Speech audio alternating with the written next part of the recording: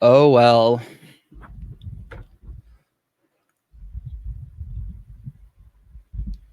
I got to open up the chat real quick.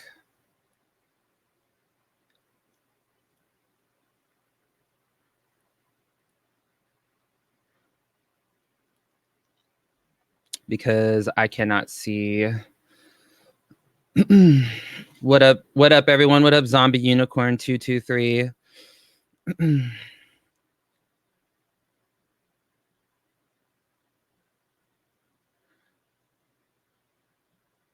What up, Gretchen Jones? Sorry, I'm putting chapstick on real quick. I probably just put way too much on. Yep. That's better. I accidentally wasn't paying attention today, and I wore my shirt. Oh, you can't really see it because of the green screen. But I wore my shirt to school today, and I was like, I didn't realize until someone came up to me. Was like, "Is that a picture of you on your shirt?" I was like, "Oh shit!" I just grabbed a black shirt real quick on my way. I came home from work, grabbed a black shirt real quick, put it on, and walked out. I wasn't paying attention. So this has been a fucking crazy. Oh, I can't turn this down. This has been a fucking crazy, insane. I don't even know what to call it. Like, the whole thing is so ridiculous to me. And I knew, and it's interesting because I should know that things like this will happen when it involves, oh my God, Aphrodite's Peach is in the chat. Hey girl, hey. I should really know better, I feel like, than to think that like we can have like normalcy when we're talking about our girl. If you haven't already, I would go and watch Aphrodite's Peach. Oh my God, I'm like stumbling right now. I'm sorry. I had to take a Bentyl earlier, and so my brain's kind of foggy. But I would go and watch her video because she does a really good, thorough explanation of everything that is pretty much going on right now in terms of like a good timeline. But I'm gonna go ahead and I'm gonna give you guys a Cliff Notes. Secret time. Hola, Skinny Legend. Please watch Chantel's new mukbang. And also, I think Becky's mom just wants to maybe, who knows. Charlie Golden House, WiLLo Davis in the house. But I just want to do a quick little rundown of what I've been seeing. And maybe towards the end, after I get a little bit of my thoughts out, if anyone is down, they can come on the stream and we can just talk it out a little bit. But I want to like get my thoughts out first before I start like including a bunch of other voices. So here's the timeline of how things went down in my world. We were pumping out videos, right? We were putting out videos, and apparently a woman by the name of Annie was commenting on on reaction channels saying Amberlynn isn't helping out at all when it comes to Becky's mom having cancer. Amberlynn's a selfish little brat, blah, blah, blah. We need to help her. All this stuff, right? We were getting all of these different, this woman was basically coming out and just like letting her have it. I actually have the screenshot or whatever of someone sent this to me. Let me see if I can screen share it. Yeah, I can. So this is the screenshot of the video. It said of the comment. Oops, she left. It says, "Hi, Michael. My name is Annie. I'm Becky's mom's very best friend. I want to make something very clear. She's trying to bring all this attention to herself, as always. As we all should know already, Becky's mother has God. It's so hard to read these illiterate fucks. Like, I'm not the best at grammar and everything either, but sometimes it's just like no one can write. Becky's mother has breast cancer, and no, she does not help at all. We are making a GoFundMe page for Becky's mom to help her with her journey with breast cancer. To Amber to ask her to help. Amberlynn gave $100 to help with the stay of a hotel room, but the drive to the hospital for the surgery was a 7-hour drive. Plus, they had to stay 2 nights, and no, Amber did not go. We know that. I know I can't read this, dude. It's so hard to read because it's so bad. And now she has to have another surgery this week because they did not get all the cancer, and the bitch is worried about uploading some dumbass videos just because she's money hungry. But myself, I live in Maryland, and I can't read. This is so stupid. something disease. I don't know what that says, but Becky's one sister said she will try to come get me once I see my doctor to get an approval because I would love to be there. Unlike Amber, if people only knew the real Amber, they would not watch her at all. She's a very cold-hearted person, very money hungry. Okay, so in my opinion, this is what kind of set it all off. This is what kind of like got everyone zoom in. I don't know if I can zoom in. Oh, I can. This is what kind of set it all off. This is what started the whole everything kind of going off the rails, I guess. And then what happened was we started getting information from, I believe it was future Miss Becky Williams on Twitter. And I know a lot of people, I got a lot of people DMing me during that time being like, why aren't you talking about this? Why aren't you retweeting this? Or like, what is your opinion on this? And honest to God, my guttural reaction when this first started, okay, as contrary as it is to believe, like there are certain things that like I personally don't really like to get involved with sometimes. And I feel like I learned my lesson when it came to, when I, like, if you recall, I did that video about Becky's family and their Facebook post. And it wasn't that I was scared or whatever. It was just that like, it was a level of messiness that I like really wasn't sure that I wanted to get involved in. And I didn't realize what kind of can of worms I was opening by like doing that. I did not expect to be threatened to get sued. I didn't expect it to be like that big of a deal. And so when this all started coming out about cancer, about Becky's mom having cancer, and let me just say this from the jump, I bet that I do think that Becky's mom probably does have cancer. I'm not gonna like speculate as to whether or not what kind of cancer she has, whatever. She probably has cancer. That fucking sucks. Okay. It just felt a little icky, right? And my initial reaction is, why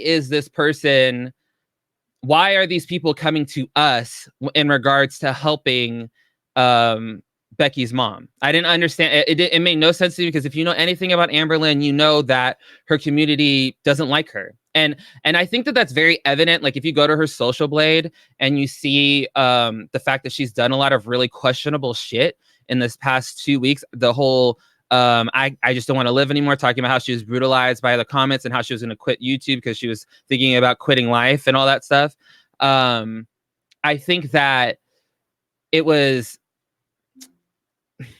very evident from that, because if she's not going to lose subscribers from that, then it's obvious that the only reason people are watching her is because they don't like her, if that makes sense, right? So like when people like Manny MUA, or when Laura Lee, or when these other people when they get exposed for being bad people, or not bad people, but just having bad behavior, they get a die-off of subscribers, because I think that those subscribers hold them to a higher standard than what people hold Amberlynn to, right? If that makes sense. So like, I know a lot of people think that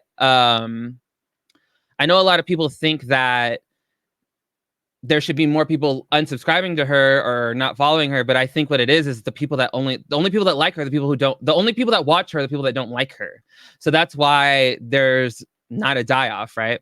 And so that's my guess as to why the views or whatever, or the subscriber counts are going away. And the reason why I wanted to do this as a live stream, I guess, is because I was writing down everything. I was getting all the screenshots together, and it became glaringly obvious that there's no way that this video is going to get the green light. It's just not. And not that I need the money from it, but the thing is on YouTube, if your videos are monetized, more people see them. And I want people to see the video. I want people to see what I have to say. That's a big part of why I do my videos, is because I want people to hear my opinion. I mean, maybe that makes me kind of like narcissistic or whatever, but that's just my thought process. So as soon as the video gets demonetized, and I have screens or whatever of my videos when they're monetized and when they get demonetized and when they get remonetized, the viewer spike is evident. And I mean, you can see people like Primink or Elvis the Alien, or a lot of other people that do commentary, who do commentary about things that are considered not brand friendly or not advertiser friendly. You can see the screenshots of the analytics of people being like, oh wow, my videos aren't being seen because it's not monetized anymore. So that's why I want people to see what I have to say, because I also think that some of the stuff that I talk about is important. And I think it's important for people to know who we're dealing with, right? Especially when we're giving strangers a blank check online. So what happened was, this is my theory, right? My theory is that Amberlynn likes to hold things over people. And I think Amberlynn realizes that one of the only ways that she can be deemed and have any kind of status or be deemed in a high regard from people around her is through money, because I think that's really the only thing Amberlynn has to give people right now is financial means, right? So she's going to pay for her ex-girlfriend and her new girlfriend to move all the way from Florida back to Kentucky because she has money. These people want to deal with her because she has money. I mean, real talk, Destiny made a whole ass video talking about how she does not want to be associated with Amberlynn anymore whatsoever. And as soon as Amber starts saying like, "Ooh, I'll Venmo you some money to come move back," now they're best friends and now they're going out to dinner and all that jazz. So I just think that that's where Amberlynn is in her state, is like she only has money to offer people. And I think that she holds it over people's head. And so I think what happened was Becky's family was getting over the fact that Amber wasn't talking about this publicly. And I think they saw a way to make a quick buck, an easy amount of money by by getting Amberlynn's following or the social media following or the cult following that surrounds Amberlynn, really, to know what's going on. So that's why they were talking to strangers online. And I don't know why they would do that other than the fact that they want money, because if they learned anything when I did the video about the Facebook post and when Zach barely mentioned it, they lost their fucking minds. And they were just talking about how their privacy had been violated. They even went as far as to say that I violated their HIPAA, because Becky's sister was talking about how she was getting like a cardiogram or something done and she doesn't want her blood pressure raised and all this shit. And somehow me being on YouTube, I violated her right to privacy when it comes to her medical procedures or her medical history, but she would put it all on the internet anyway. So I don't really understand that. But during all that whole process, I had thought that they learned their lesson, that maybe we shouldn't be DMing people that we don't know. Like, I think that was like, I thought that was glaringly obvious. Like, okay, maybe we just shouldn't be talking about things like this online. But apparently they didn't learn their lesson. So when that all happened or whatever, there's so much to talk about. My brain is like going crazy because I've been like dealing with this at work, and I was like literally in class. Like those tweets that I did today, I was literally in class tweeting those because I was like, I need to get these out now because these are my feelings or whatever. Because my biggest thing is I don't want people getting scammed of money, or I don't want people donating money to questionable people. I don't think that that's okay. I mean, you can spend your money however you want, but I think it's important to know who these people are. So I think that Becky's sister saw that she could go around Amberlynn and come straight to her community without having to deal with Amberlynn to get people to donate to this GoFundMe, because real talk, I guess they don't have a lot of people in their real life who want to support them, which I think is fucking sad. I think it's sad that you couldn't even go to your friends in your community first to ask for help. You had to go to people that dislike your daughter's partner or your sister's partner so immensely to ask for money. That's fucking low. So they went around. And so then I think Amberlynn's hand was then forced to make that video. I don't really think Amberlynn really wanted to make that video. If you watch her in that video, there was a lot of ego stroking going on. There was a lot of just fakeness. There's a lot of I fucking the viewfinder and then making pouty faces and stuff like that. You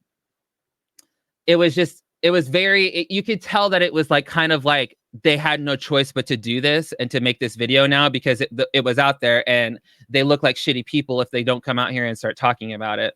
Now, in that video, we hear Becky talking about how she's going to be having to spend a lot of time going back and forth, driving the mom. She's going to have to spend money on gas and they don't know how they're going to pay for it, apparently. They haven't even submitted anything to insurance to see if insurance is going to cover any of the medical procedures or any of the doctor's appointments, anything that she's gonna have to do, which doesn't make sense to me. And I think that was when they had it. I think that's when the ex-wife was probably like, you know what, this is some bullshit. I'm not gonna sit back and like watch this person or watch these people scam a bunch of strangers online out of some money, right? And so that was when she went to Kiwi Farms, and I don't know the process. I'm not privy to the process of verifying people at Kiwi Farms.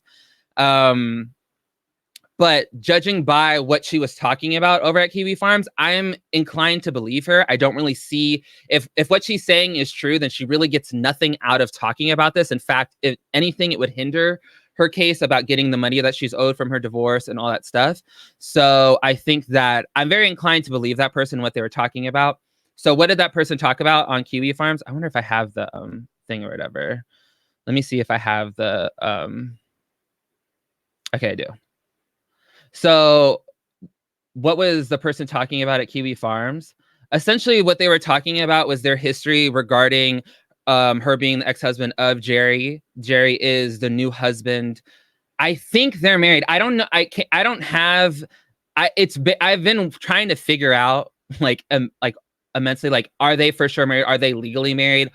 Do they just call each other husband and wife? It's from my understanding that they are married. Okay. So she came on to Kiwi Farms. They verified her.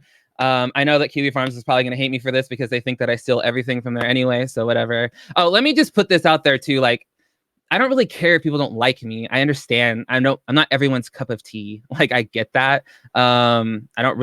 I don't go over there. It's not my favorite place to go because I don't really like being called names that much. It's contrary to popular belief. So, but it's fine. Let them do whatever the fuck they want. They can have their area. I'll have my area. It is what it is.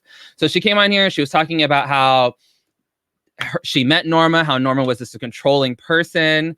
They were trying to get their daughter's stuff because the daughter was kicked out of the home because as soon as she was outed as being gay, Norma wasn't going to have that. And that's very in line with what we know from Becky, because Becky talked in the past about how she was kicked out of her home for also being gay. So I'm pretty sure that probably did happen, that this poor girl was kicked out of the home because, God forbid some Christians were loving I shouldn't say that. God forbid these people showed some grace. But apparently that's not their MO. So they kicked this girl out. They were having a heck of a time getting the stuff from the dad, getting the stuff from the house. And oh God, it's just like, there's just so much that my brain is literally like spiraling right now. They were talking about, this woman also talked about how she has DVOs against Jerry. DVOs are domestic violence orders. I believe that's what it stands for. So and she has divorce papers and all this stuff. And I guess she proved this all to the people at Kiwi Farms. I don't know if that's true or not. This is allegedly what happened, right? So they were talking about that. Also can I go to the next thing? Also in the post, they were talking about how she was talking about how the daughter was essentially being hit on by Becky, how Becky wanted to date the daughter as soon as she found out that this girl was a lesbian, which is also very much Becky's MO. Becky tends to like date her friends and like is always trying to, like, they all date each other. They all know each other. So like it wouldn't be that much. It's not that far-fetched of me to believe that Becky would want to date another lesbian in a small town like that. It's very fucking weird that you would want to date the person that is related to your mom's husband. I think that's very weird that you would want to date your stepsister, but to each their own. She talks about how as soon as the daughter denied Becky, that's when Becky turned hostile towards her and began harassing her online and at her job, which is, again, very on brand. That's what they do. If you watch my video talking about the Facebook stuff and me threatened to be sued, I bring up the fact that they love to go online and just really bash people and go in on other people. I believe Becky was the one who posted I don't know. No. Eric was the one who posted the pictures of Becky's ex's underwear. Becky just proceeded to then dog her in the comments over and over again. And they had a little kiki talking about this poor girl. First of all, it's not, from my understanding, every woman out there that has a period got a pair of period panties, and it just is a fact of life. I don't know what you would get out of going online and making fun of that person. I'm sure Amberlynn got her own pair of period leggings that she probably wears. That's why they're probably all black. But it's like, I don't know why. So they do that. This is stuff that they do.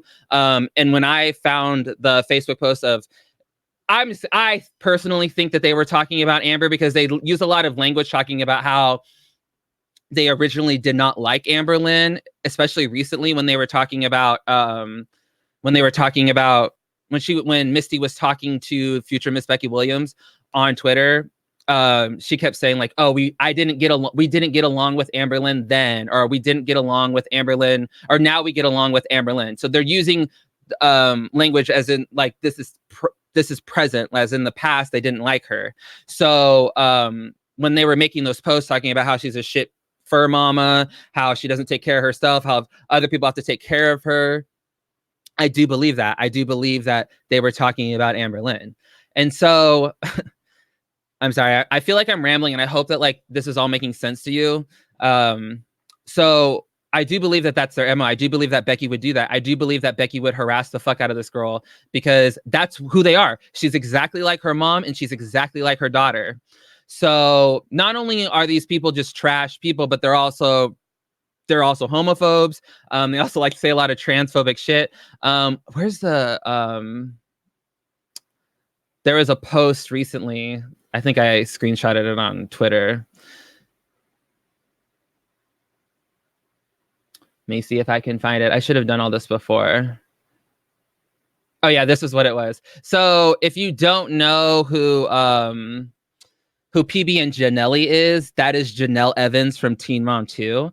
And she wrote to her, don't know why y'all booted PB and Jelly husband for him having his own beliefs, but then turn around and do a special on mental, emotional, and physical abuser. The only reason you're doing this is because of the trans thing. Shake my head. I won't be watching. I'm sure a lot of you won't. These people are homophobic. These people have very closed-minded ideals. They have very closed-minded beliefs. I think it's very important that the people, from my understanding and from my experience, there are a large number of people that watch Amberlynn that are LGBTQIA, people that support LGBT people, people that love LGBT people, and people that are also LGBT. So I think it's important that you know the kind of people that you're like giving this money to. And I feel like that wasn't at all addressed, like at all. Like it wasn't addressed in the slightest, that like these people actually have very closed-minded thoughts. They do a lot of closed-minded things.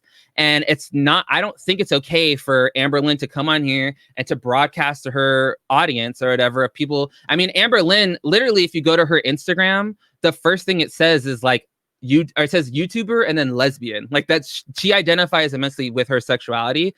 So I think that it's important for like, and that's who that attracts too. I mean, that's who I attract a lot of LGBT people too, because I am a gay man, and that just is what it is. So I think it's important to know that like these people don't really fucks with gay people or lesbian.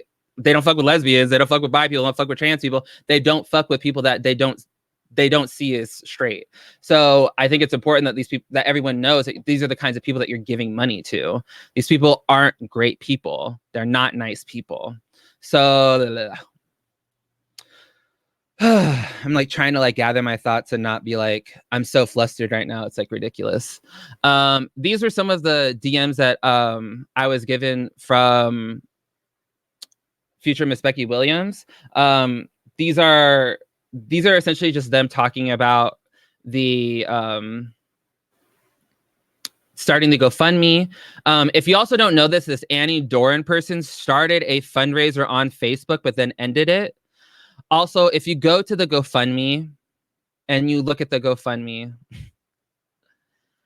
on the bottom right here, it says, or on the bottom, it says, Norma Jean Collins is organizing this fundraiser on behalf of Jerry Morgan. It's from my understanding that Norma doesn't have a bank account or a checking account. So therefore, she isn't capable of accessing, or the money isn't capable of being transferred to her, which is fucking bizarre to me. If someone can explain to me how you go 50 years on this planet and you don't have a bank account, I'm concerned for you. Like, I don't even that makes no sense to me. It makes zero sense to me. So Jerry is, from my understanding, Norma's husband. I mean, I guess that's fine, but I just think it's really weird. I think that it's personally weird to me. I don't know. I just want to do it. Also in the video, I wanted to point this out too. Becky says that it's a 2.5 hour drive, both there and back, to see the oncologist. Jerry's ex-wife also confirms that there's the oncologist she's seeing is like 30 to 45 minutes away. And then also, it's also pointed out in the GoFundMe, she says she will also be doing radiation and chemo 7 days a week for 4 to 6 weeks. She lives 30 to 45 minutes from the closest oncologist. So either Becky's lying or Annie, or actually Annie said that she lives 7 hours away, but I think she was saying 7 hours in terms of she's 7 hours away. So either Becky's lying or Becky's sister's lying. Also, I think it's fucking hilarious how these people haven't worked. From my understanding, both Becky's mom and Becky's sister don't have jobs. They both don't work. Why? I don't know why. But they're on here soliciting money from complete strangers, right? It's like, what the fuck? Like, you couldn't have at least gone out and got a job. And also, there's a reason why people work every day, and there's a reason why people have savings account for situations exactly like this. This is the exact reason why you should have a job and try to save money, because shit happens, life happens, and when life happens, it happens hard. So I don't understand why these people aren't working. Why is Becky not working? And I know that Amberlynn, I don't have that fucking screenshot. I wonder if it's still on her YouTube. Let me see if I can find it. Oh my God, I have so many things open.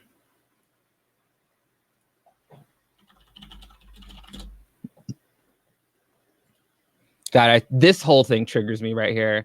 This, the rotisserie chicken, triggered me.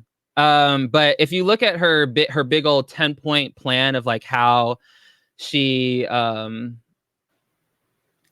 do I make this bigger? I'm so good at the internet. If you look at one of the biggest things or whatever that Amberlynn was going off of, it was like why Becky doesn't get a job. This is number one, right? She says Becky can't get a job because she will be taking care of her mother during chemotherapy.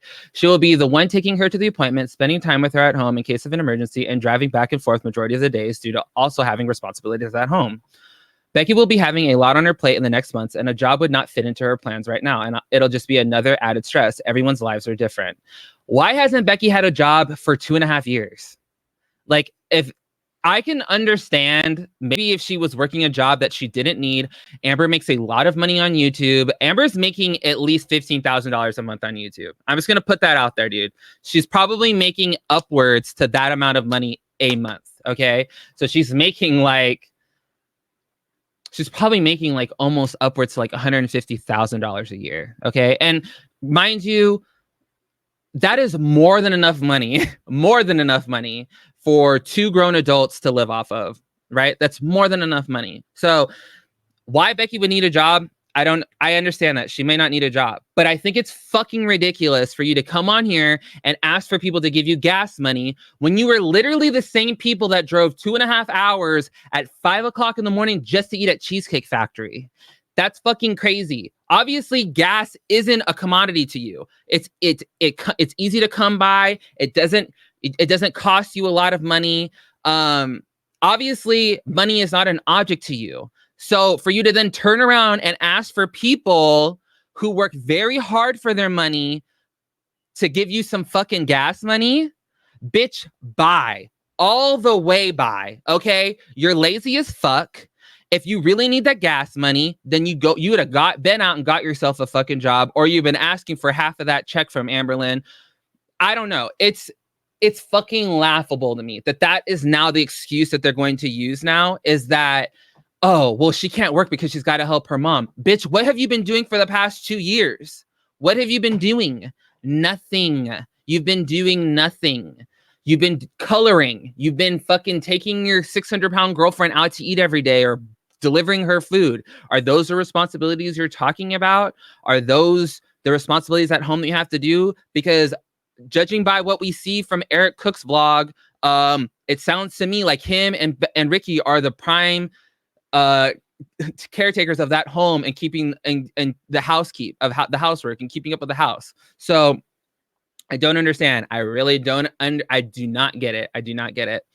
Now, another thing I wanted to talk about was Becky's sister is talking about how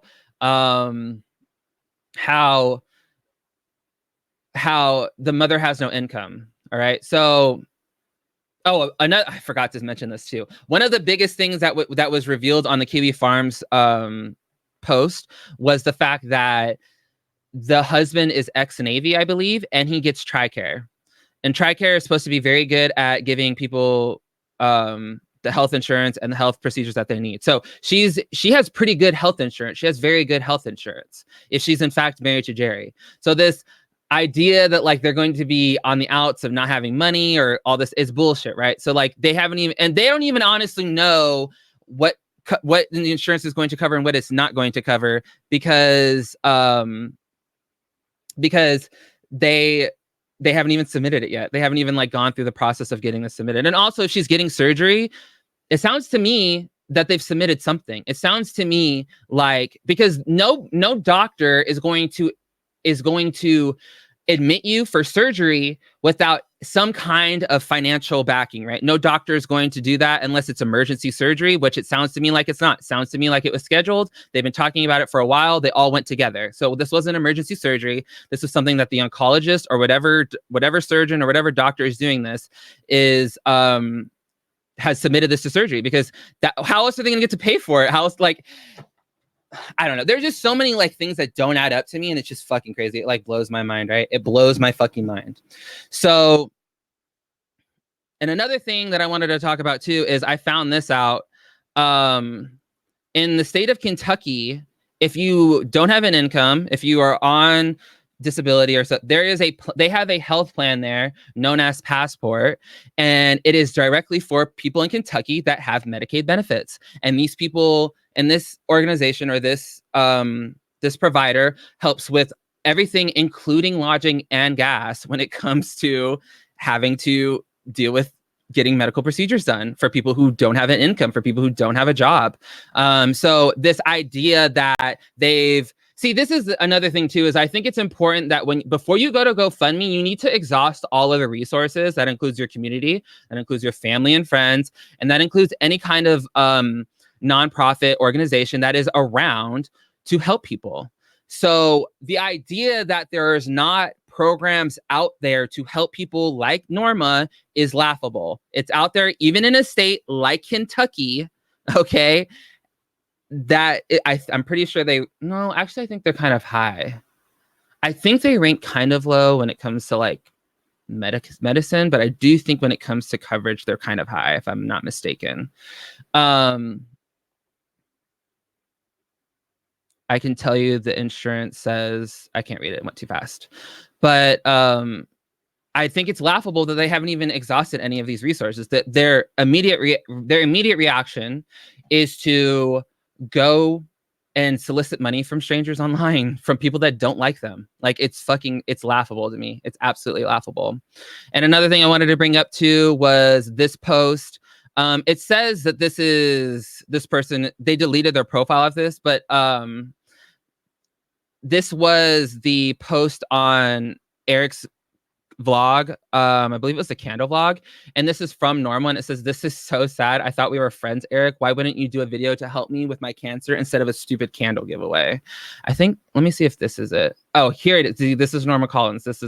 And it's from my understanding that all you super sleuths out there, that this is in fact Norma. This was Norma's YouTube account, because this was also had a pinned comment on one of Amberlynn's videos. So this is her being mad at another gay boy, right, mind you, for not shilling her fucking GoFundMe. I'm not gonna sit here and talk about the number of ads in Eric's vlogs. I mean, he took that from Amberlynn Reed's School of YouTube. But I just think it's fucking disgusting. I think it's fucking gross. I think it's not okay that she's on here. Someone sent me screenshots. I'll go and look right now. I'm sorry if I'm not reading the super chats right now. It's just, if I stop and start reading the super chats, I'm going to miss things. So,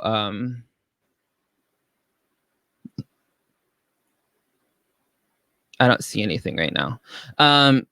So I just think it's ridiculous that like they're on here asking for this money from people. And also I think it's funny that they're the primary people that they're asking money from are the same people that they hate, gay people. And It's fucking crazy to me. I don't understand how you could get so low to do something like that. Let's see what this is. Oh, this is from the ex. It says Norma said she had no income. Her husband does. Her insurance TRICARE completely pays for cancer treatments. I just couldn't take it anymore, and I had to come forward. They're taking advantage of the situation. She says they need gas money. Misty lives maybe 2 miles from Normal and does not work. Exact. Most cancer patients can only take chemo treatment once a week. And that's another thing that I've heard too. I don't really want to go into the whole, like, this is what treatments are like, because I do know that there are many different numbers of treatments. I do know someone that does take chemo, but they take it in a pill form and they do take it every day. So I know that, I don't know if that's the kind of treatment that they're getting or if she's getting the actual IV or what that is. But it's from my understanding that typically when you go in for your treatments in the hospital, that's not a 7-day-a-week thing. That may be multiple times a week, but I've heard from my understanding, usually when it's chemo 7 days a week or radiation, and also I don't think you can do radiation like every day. I think that that's really harmful. It's really hard on your body. So I don't think that they would do that. Also, it's from my understanding that I think Misty was talking about how like the mom is like has COPD and like all this other diabetes or whatever, all this other crazy shit. So yeah, I don't know about all that one. I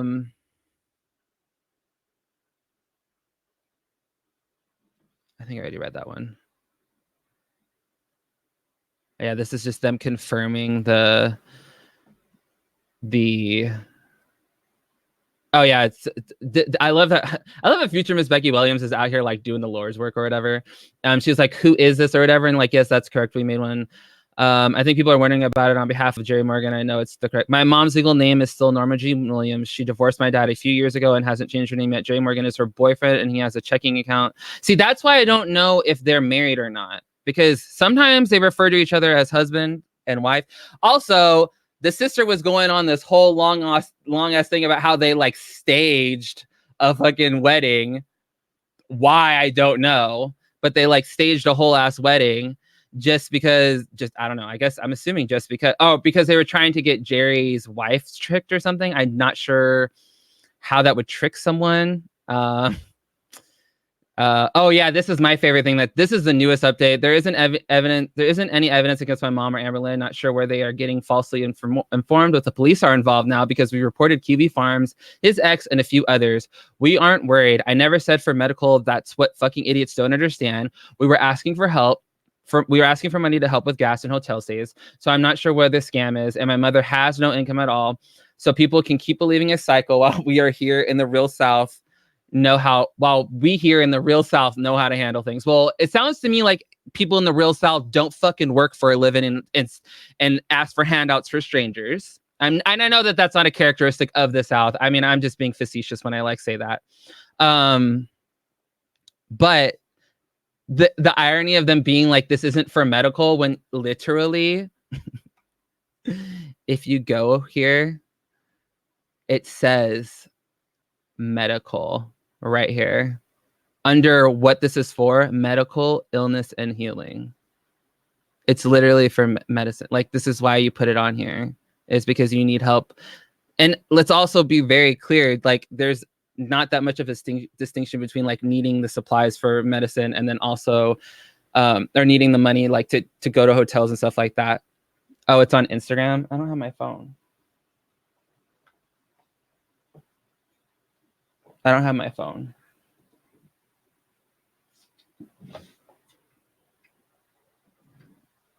Whatever. I don't know where my phone is. My phone is probably in the bathroom somewhere. Becky literally said it's because... Whoop. Karina Kevin. Becky literally said it's because insurance won't cover everything. Becky said it in the video. That's why Becky said, oh my God, I can't. I mean, that... I understand, like, for normal people, right? For normal individuals, I would sit here and say that that makes sense. Like, for people who aren't making a shit ton of money, like, yeah, it's going to be hard to pay for the gas and to pay for the lodging and all that stuff. But we're talking about someone who literally drives for the sake of driving. Like, they drove an hour and a half just to eat out at Olive Garden.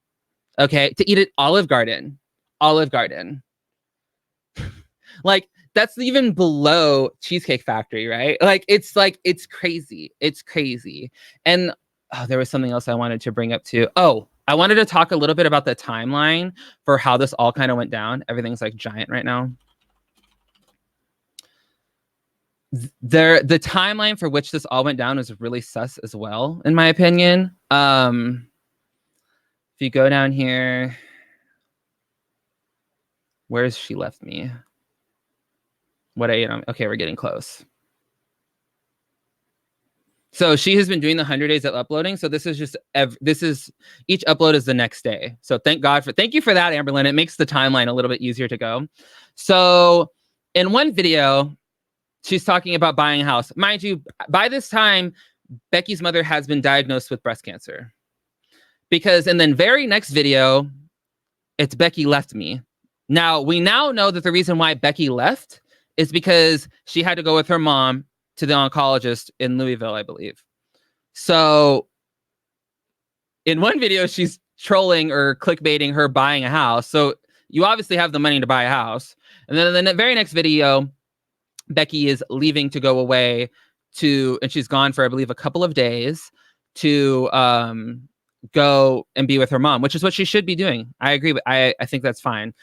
During the next 2 days, Amberlynn throws herself a pity party. We also get the great Eat With Me, I'm Lonely video where she interrogates Eric about going and getting fast food without her. During that time, she's just pretty much wallowing because she's alone. Now, so she leaves. She's gone for 2 days. Becky comes back. And then 2 days later, they go on the trip to Lexington. Now, I can't even begin to fathom how, after finding out that your mom has breast cancer and you have to go with her to treatment, and she supposedly has, I don't know if she had surgery then or not. I think she's having surgery soon. I can't even begin to fathom how you would think it's now's the good time. Now's the proper time for you to get your 600-pound girlfriend so she can go and eat at Pan Express every day for 4 days. So you're so worried and you're so concerned, but you have the ability to drive to Lexington to spend a bunch of shit ton of money. Look at here's Becky right here showing all the cool Kurt Cobain fucking shit she got. It's crazy to me. And also, mind you, in this time, she was also bragging about wanting to buy a $3,000 Louis Vuitton bag. Now, I don't think Amberlynn should be on the hook for all of their expenses, but you know what? I think that Becky should be entitled to some of that money, considering she cares for her. And I do think that if anyone should be paying for your gas, it should be you. I don't think it should be strangers on the internet. It's ridiculous. Okay. And after all of this goes down or whatever, the first thing she does, she deleted the video, mind you, because she got in trouble for asking for people to click on the ads. The first thing she does is she does a mukbang where she barely says thank you. We should watch that real quick, actually, because it's a fucking doozy, as Alex's Shook would say.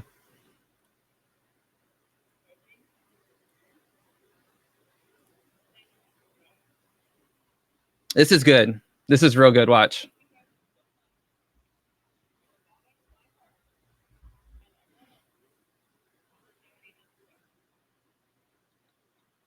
Super sincere, right? Crunch, crunch, crunch.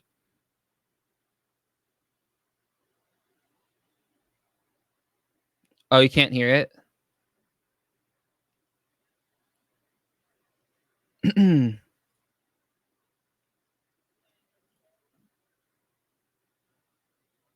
wonder why you can't hear it.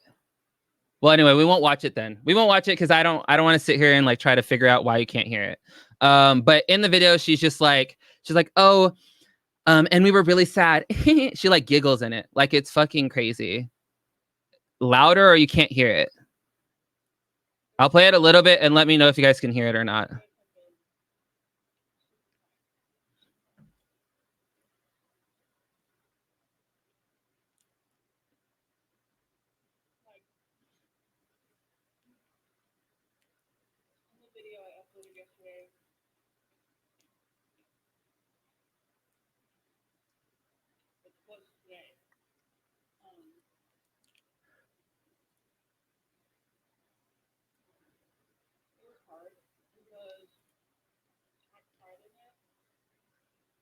She says, it was hard because I cried in it.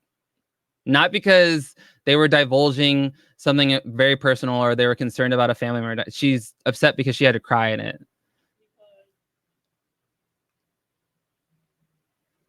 All right, I don't know why this isn't working. I did a different way of when I broadcasted this or whatever, but that's pretty much in the video. She's just kind of giving this whole facade about how she's not. She pretends like she cares, but it really comes off as very lackluster in that regard. But yeah, she's like, "Oh, thank you guys for," and I was really sad, and da da da. She even like giggles about being sad. It's fucking gross. It's disgusting. I hate it. But I don't know. That's pretty much my feeling on it. I think it's ridiculous. Also, I think it's also funny how they all of a sudden they don't have money for gas and for a hotel room. But mind you, 7 months ago, they had enough money to threaten to sue me. Right? They had enough money to sue me. They said they were going to sue me. That costs money. I live in a completely other state. I live in California. They live in Kentucky. So mind you, they'd have to come here to sue me, right? Or they'd have to have someone to represent them here to sue me. They had money for that. They have money to send cease and desist letters to people, but they don't got money for gas. You have a lawyer on retainer at all times, but you don't have money for gas? What fucking sense does that make? That doesn't make any fucking sense. I don't understand. So I don't know, dude. The whole thing is fucking disgusting to me. I wanted to make a video about it, but like at the same time, I already know that YouTube, it's not going to fly. We're talking about transphobia. We're talking about homophobia. We're talking about a scam of cancer. Or I believe she has cancer, a GoFundMe scam. We're talking about all of these other, and there's no way that shit's gonna fly. I already know. I mean, my shit barely flies as it is now. So I just didn't feel like it was necessary for me to like come on here and make this long ass video and do all this editing for it, and then it's just gonna get like fucking suppressed. So it's just annoying. So yeah, I am on Pillow Mountain.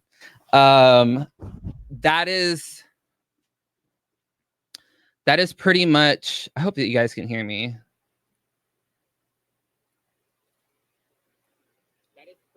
Okay. Oh my God, that was really loud. So yeah, that's pretty much like the main things I wanted to talk about. I do think that if you have donated in that GoFundMe and you feel that you were misled or you received or you were mischaracterized by what happened, I would go and contact GoFundMe support and try to get your money back. I think it's important that you know the kinds of people that you're giving money to. And this is why I think it's important to like understand, like since this has happened, I've gotten a lot of people sending me GoFundMe's and wanting me to share them. And I just don't know I don't know where the money is going. And I don't feel, I feel I don't want to give people, or I don't want my audience to be tricked because I don't want to be tricked. So it's like Misty tweets. Oh yeah, the tweets were fucking vile, mind you. The tweets were like so awful. I can't even believe that like she would say the shit that she was saying. I love that Callie, TheLyfeofaFreeSpirit, was the one that like got her to bite and respond to it. It's so fun. Like I love it. I love the fact that Callie was the one. This was the one that like really got me. It's pretty bad. She says, but my mom said she prays that none of you ever have to go through something like this. But I'm the opposite. I pray all of you get cancer. Ask for help, then get called liars and ridiculed. That's going to be awesome. I mean, she took it one step further, y'all. She went one step further. She went past like wishing cancer on people, which is in and of itself disgusting. She's going to pray to it. I don't know what God you pray to that just like is that fucking petty. That's just going to go around and give people you don't like cancer. But that's fucking vile. Like you're fucked up. And then she says here, here you go, something to see. Y'all keep on replying to me. Feed this drama. That way everyone watches Amberlynn and gives her more money to help my mom. You're trash. You're utter garbage. You are fucking garbage. Oh, and these are I love these two. I love when like you can use other people's fucking you can use their own words against them. She put this, you can't expect to do shitty things to people and not have a shitty life. I don't work that way, honey. Thanks for being shady and showing your true colors. Bitch, you literally just prayed people get cancer.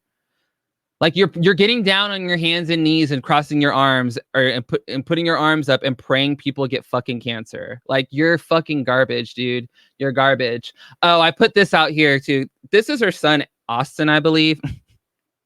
And this was mainly the thing that I wanted people to see here is because he's going on about, I understand, like, I don't like terrorists either. They're awful people. And I do think that we should do something about it. But this is how he describes people. Or brown people, at least. And also, this is one long one-on sentence, so it's like, I don't even know where to start. I'm only 16. You all probably think I have no idea what I'm talking about. You don't, because you can't even punctuate or form complete sentences correctly.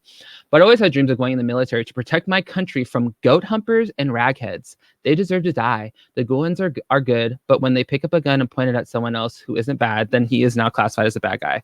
Like, first of all, you can just call them terrorists. Calling someone a terrorist in and of itself is pretty awful. Like on the scheme of like things that are awful, terrorist is probably up there with like child molesters. Like they're bad people. Like you can just call them. You don't have to like resort to fucking like racist shit. Like it's nuts to me. It's fucking nuts. We're also gonna go in here and talk about the gun you have. Like it's fucking crazy. It's crazy. It's crazy. Also, someone responded to her tweets. I believe her shit's private now. She said, "Congrats on getting to quit your day job as a lot lizard to feed off Amberlin's tit. Nothing lasts forever, so enjoy it while you can." And she put, "You just sad because you can't get none of that." And then she says, "Love that Amberlin milk, bitch." Like you're literally like, you're happy that you get to like, you're happy that a 600-pound woman like provides for you and your entire family. Like you're trash, dog. You're fucking trash. And then she wrote, and then this actually got deleted from her Twitter before she went private because it violated Twitter's terms of service. But it said, "Oh, see how the page was turned nasty little cunts. It's okay for all y'all trash whores to say Amberlin should die or eat herself to death. But as soon as I send that fucking karma right back, y'all become windy asses, whatever. Kisses, bitches. Enjoy your karma with crotch cancer."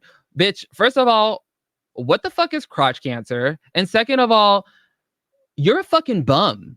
You're a straight up bum. You're a bum ass bitch that lives off of a 600-pound woman that eats rotisserie chickens in their fucking entirety on camera, bitch. Who are you, dog? You're a bum ass bitch e-begging for money because you can't afford gas. The fuck? Because you choose not to work too. Like, that's crazy. Like, you're crazy. You're fucking crazy. Someone sent me...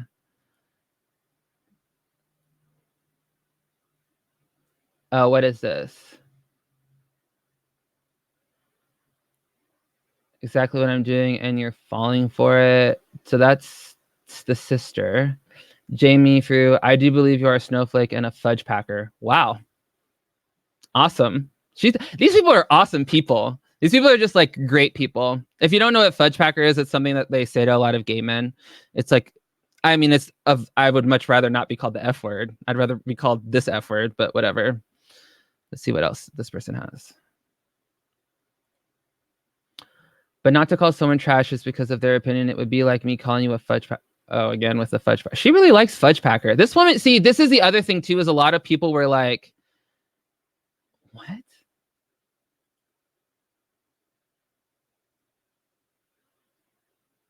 This is an absolute disgrace. I don't know what this has to do with anything. The activist mommy. I don't know what this is. Is she a part of this group? Oh, did she comment on it? Oh, okay. So, oh God. All right. I didn't see this.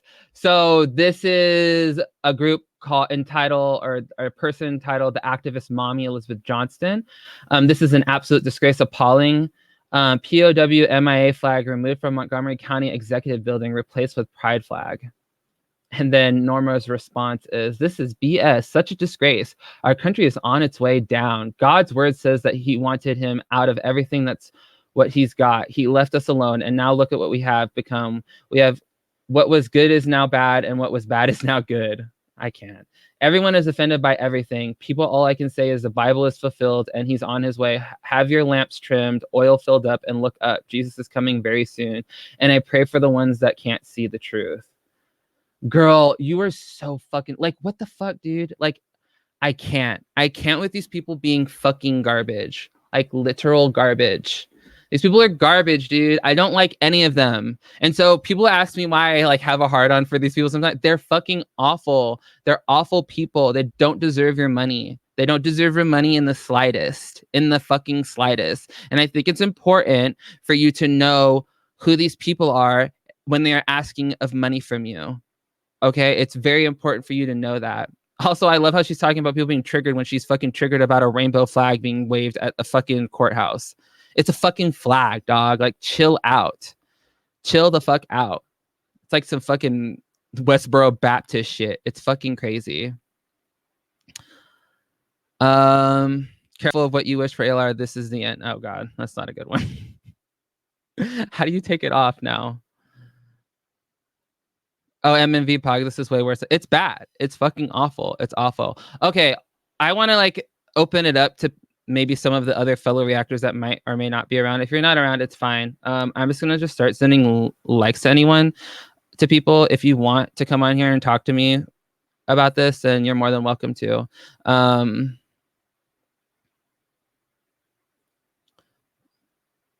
I guess I should wait and see if one of you guys say he wants to come on. Becky is the Antichrist. I mean, I don't know about all that, but it's gross, dude. These people are fucking trash human beings. And it's like, I'm glad that they're being exposed, and I'm glad that like people are fine. Also, I also want to put this out there. I don't condone doxing in any fucking way, in any way whatsoever. So if I see you doxing people, I'm just gonna block you straight up. That's just what it is. We're in California. Are you petty? I live in Palm Springs. I don't know if I should be telling everyone where I live, but I live in Palm Springs. I'm just going to start sending this link to people, and then maybe someone will show up. And if not, if they show up, they don't. If not, it's cool too.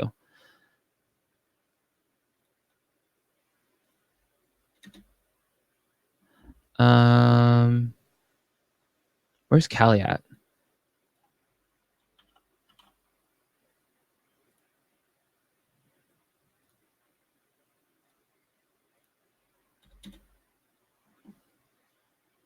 Oh, I should turn this back on. Don't dox people. Dox. I mean, I'm not like doxing. I don't actually live in Palm. I live near Palm Springs. Real talk. But I don't know. I've said it multiple times. People already know that like I'm on here. If Yaba would like to come on, I would more than love to have Yaba come on. If any of the fucking, I guess, hater nation would like to come on, I would love to like discuss this with some people and get their like their input on this.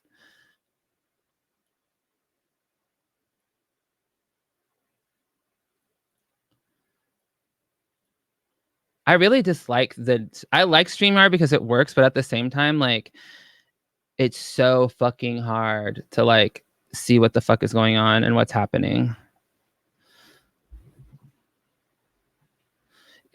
I'll send a link to you. I don't know if she said she wants to come or not, but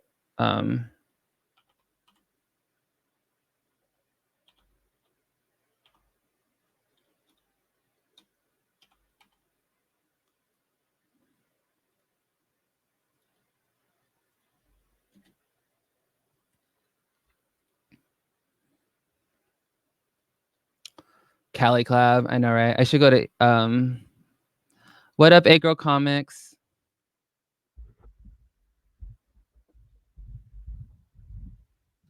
I mean, I see people saying like this person should come on, but I'm not seeing the actual people saying like I want to come on and talk right now. So unless I'm missing it. If I'm missing it, then I'm sorry. But yeah, this is everything that's been going on. Last night I was like in the middle of doing my labs, and like this shit was kind of blowing up even more. And I was just like, whoa, this shit's getting so fucking crazy. This shit's going, this shit's insane. I'm very interested in seeing, I'm very interested in seeing what this video is going to be that they're supposedly uploading tonight. Oh, there's KitKat. Her cam's not working though.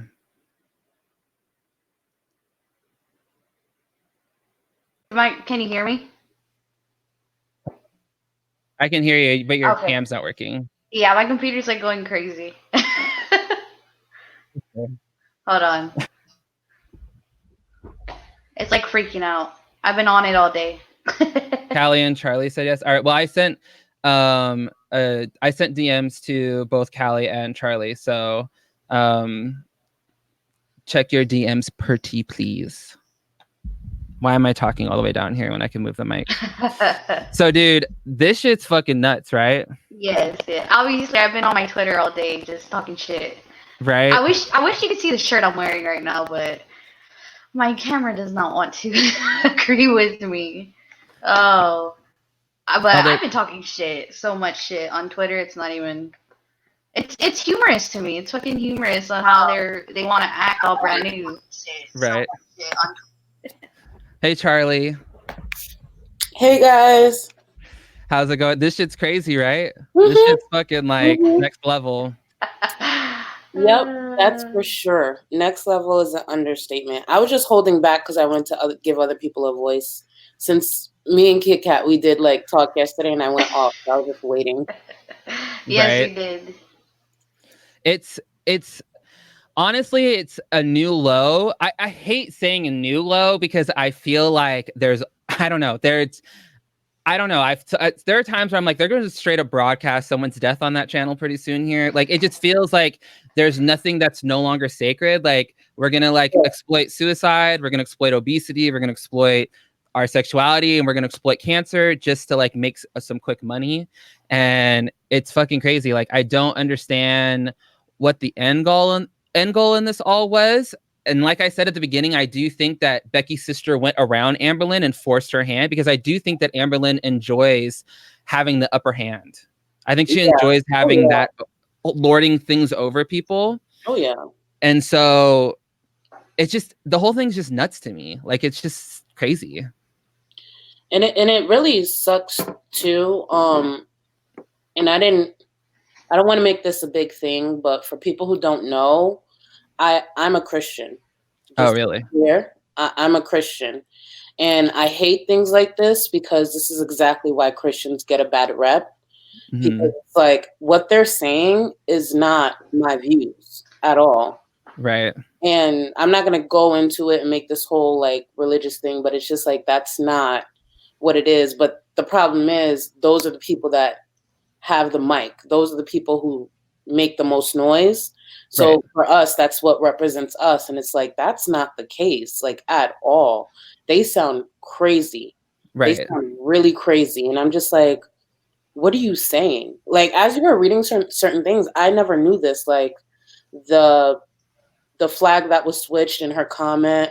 Right. Who cares? Who gives a fuck? And let me be clear. I'm not gonna pretend I represent all Christians. Let me be clear. Right. What I do is what I do, and my relationship with God is my relationship with God.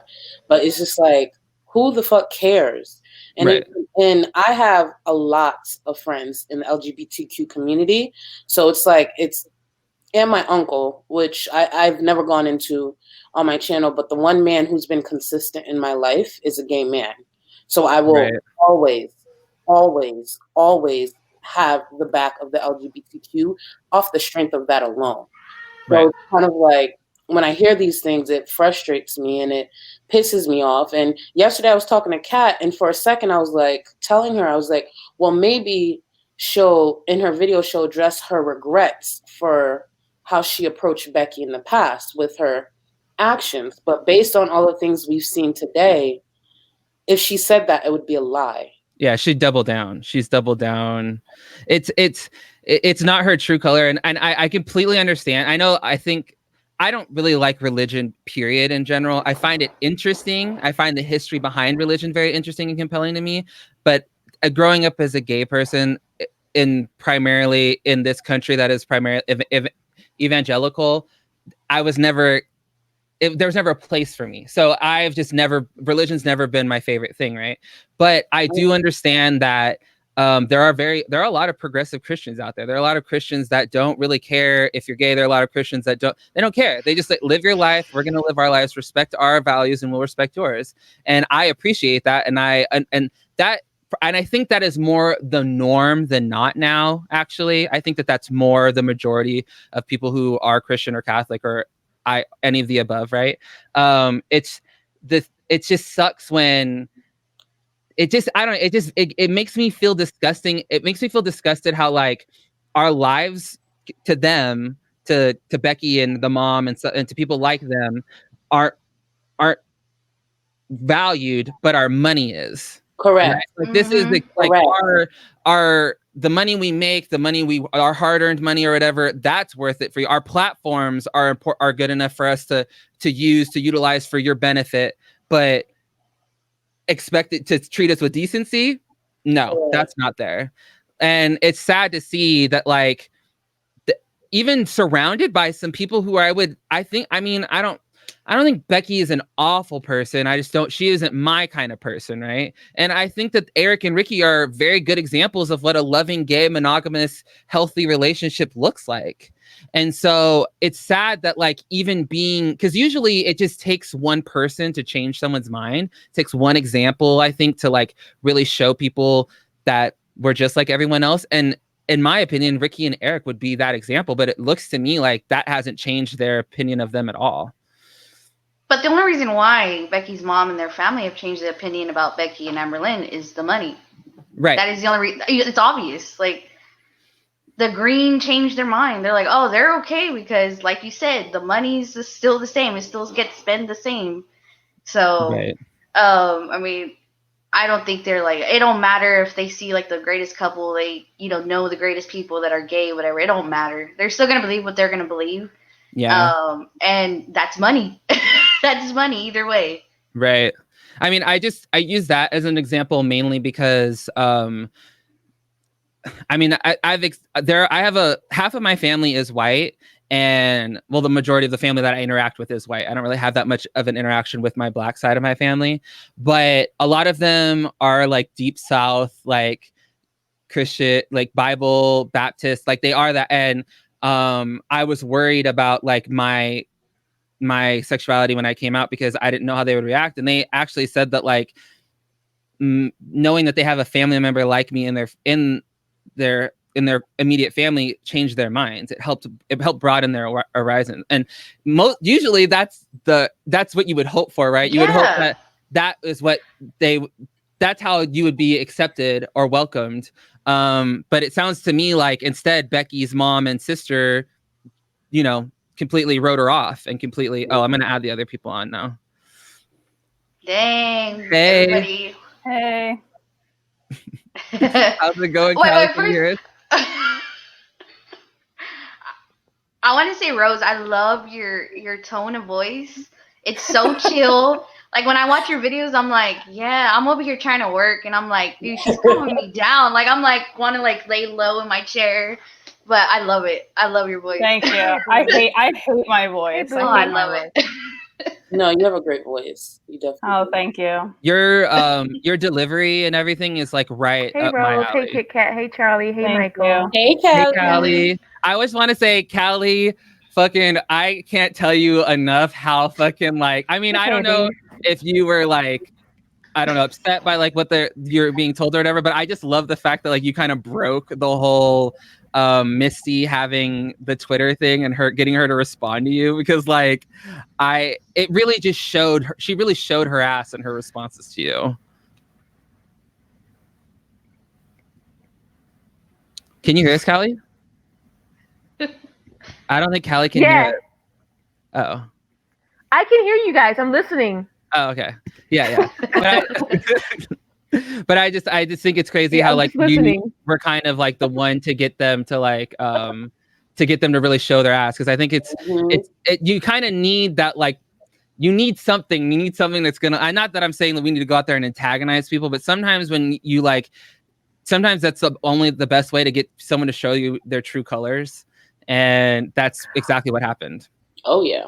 What's crazy is like I wasn't even addressing the bitch. Michael, I DM'd you because I thought that the account was fake. Right. So I don't know can you guys hear me? Yeah, we can. Yeah. Mm-hmm. Am I echoing? No. Am I echoing? I don't hear an echo. Okay, great. All right, because no, but I thought that Misty account was fake at first because I didn't think that the family did Twitter like that.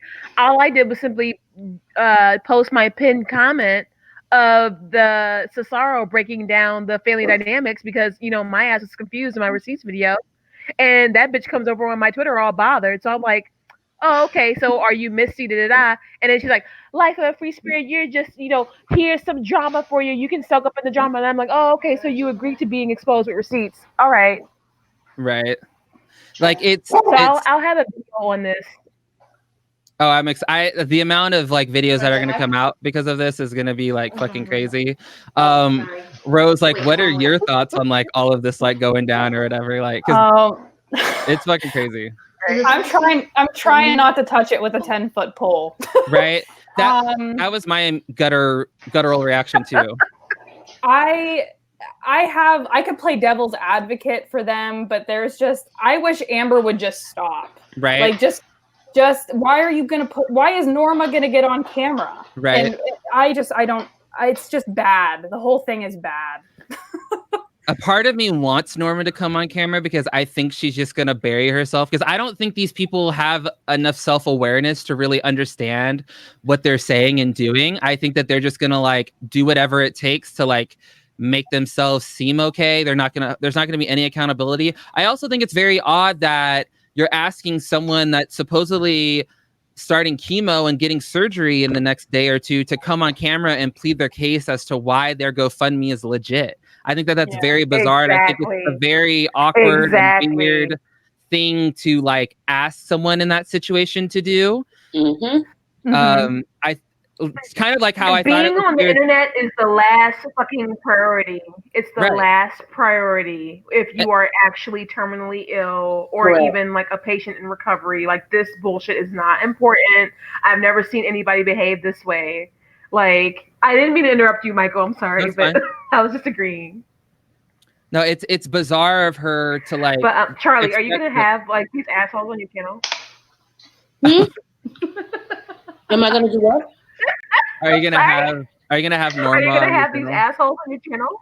Yeah, I was gonna make a video and then I was like, it's not that deep, but like, yeah, if I am open, as much as yes, it is scary, I am open to respectfully have a conversation and get some answers. It's not like I don't want them to think I'm gonna go in trying to bash them. I feel like we can really get some answers, or as Michael said, and I co-sign what he's saying, they will completely bury themselves. So to be honest with you, if any part of this is a lie, it wouldn't be in their best interest to sit down and talk. It wouldn't.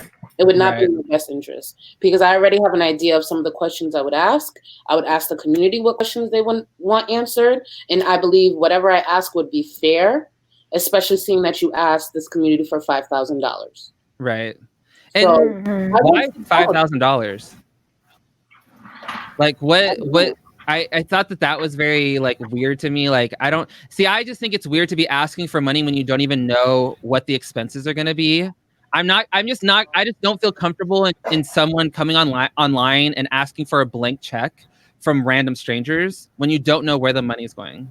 Yeah. And that's always been my kind of issue with GoFundMe, like in the past. It's like, I want to know explicitly tell me what my money is going to, because I'm not about to pay money for someone to go and get cigarettes or go to fucking McDonald's. You know what I'm saying? Like, that's stupid to me, you know?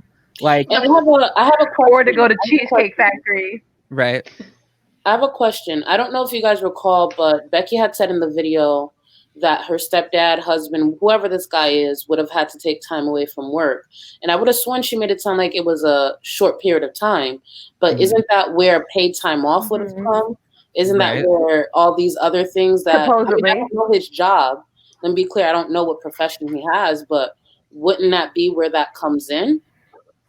You can also get this thing. It's called FMLA. It's like Family Medical Leave Act, and he could like get paid to be off of work from that. Right. That's an option. Well, and also if Becky and the sister are taking the care to driving her to and from the hospital and all that stuff, then why would he need to take work off? Good point. I don't understand. You know, if the sister and Becky they don't have jobs, so they have nothing but time to to drive the mom to and from the hospital, I assume. So why even bring up the fact that like he may have to take time off work in the first place? That's the problem with that video. It's the problem with every video that Amber has. It's not thought through. They just sat down and pressed record, and they didn't think anything through. And this is how year after year they dig themselves in more holes. This video was not thought through. And I don't personally believe that Becky knows everything. Becky just started speaking. Right. And through this, Becky's still going to go down with her family, unfortunately. Well, I mean, birds of a feather flock together. Like, she is a Williams woman through and through. She displays some of the same characteristics that the mom did, and the negative ones too, that the mom and the daughter both, the sister both display. I mean, if the stuff that they were saying about me and Zach, or about people online just in general, is fucking gross. Like, most people don't really do that. Like, most people don't like get on here and are like, I'm gonna let these like randoms have it, or she's threatened to sue Rafe. Like they have all this mad money to just go around threatening lawsuits, and it's like, okay, you got money for that, but not money for gas. It's true. That's and they all the way out of the jurisdiction. I mean, that is a really, really good point, and I will add that to my list of questions if she wants to have that conversation. Right. It's just, the whole thing has gotten to such a level of just disgustingness. I'm gonna be right there. I don't think that. I'll be honest. I could be wrong. I love to be proven wrong. Zach, you should come on.